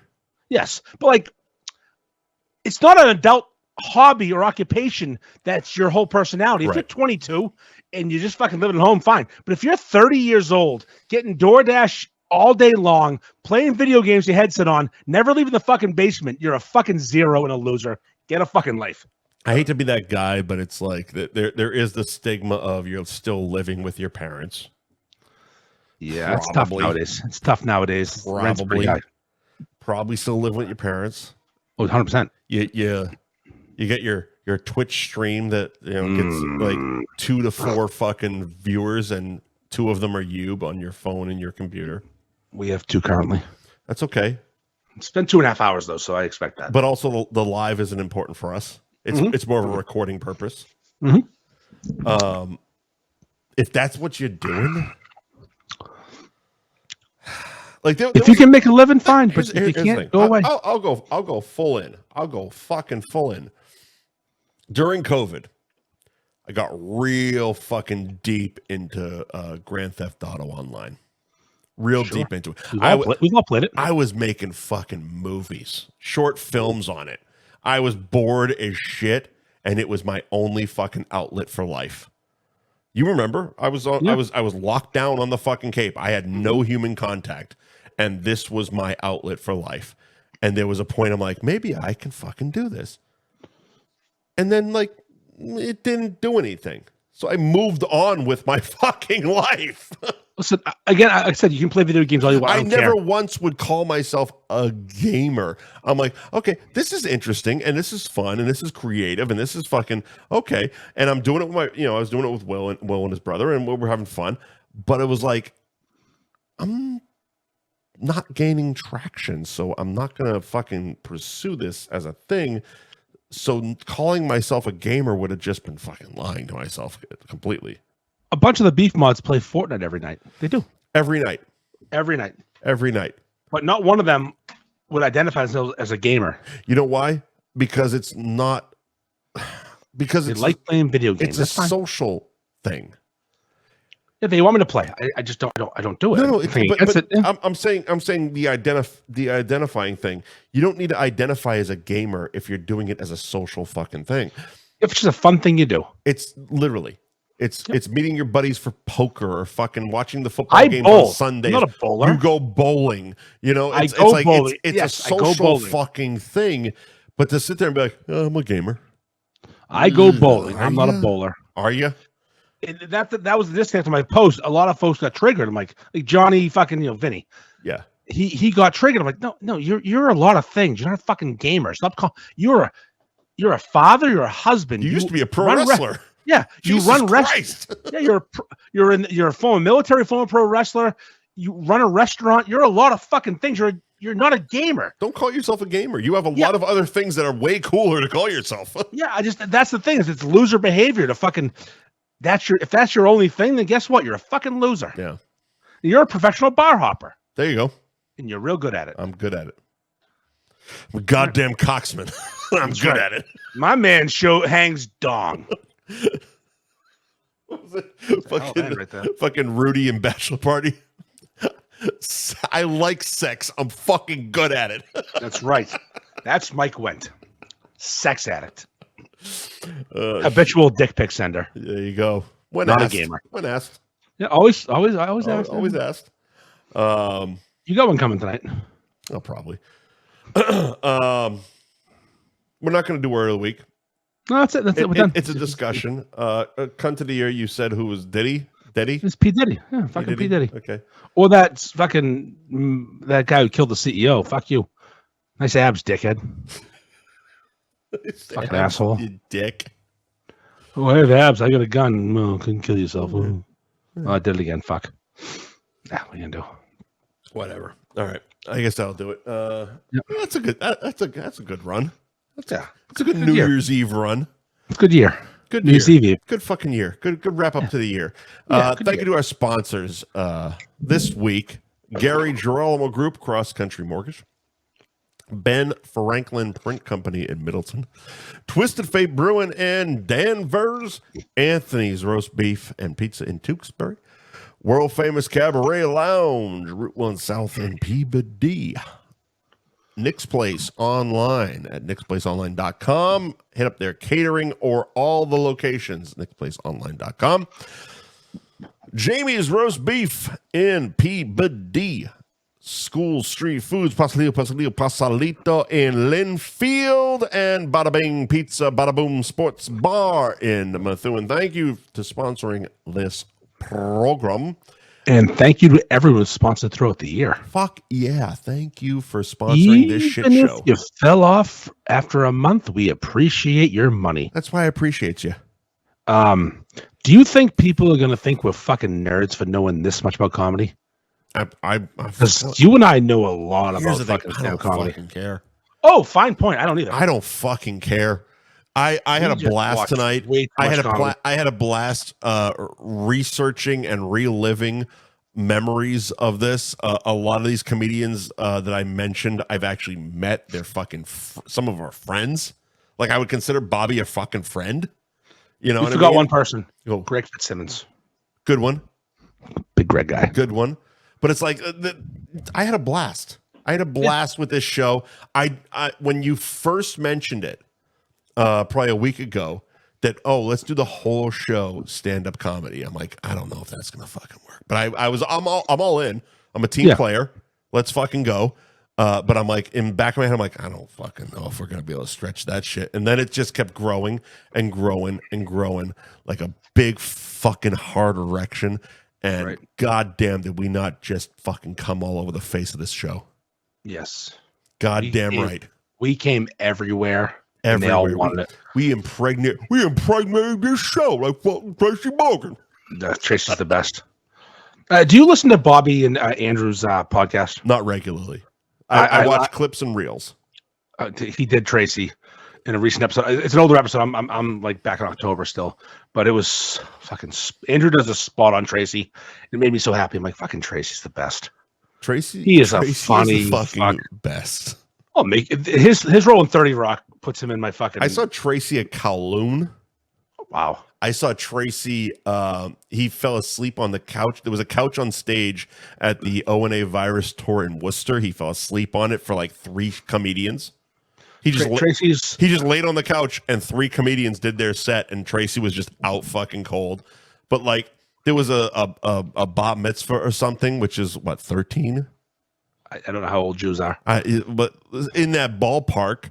In the next fucking room over at Kowloon, and Trey's like, I'm gonna go next door and fucking get them bitches pregnant, slapping his fucking belly. That joke is always funny though. But the funny thing is, I'm sitting next to his wife while he's doing it.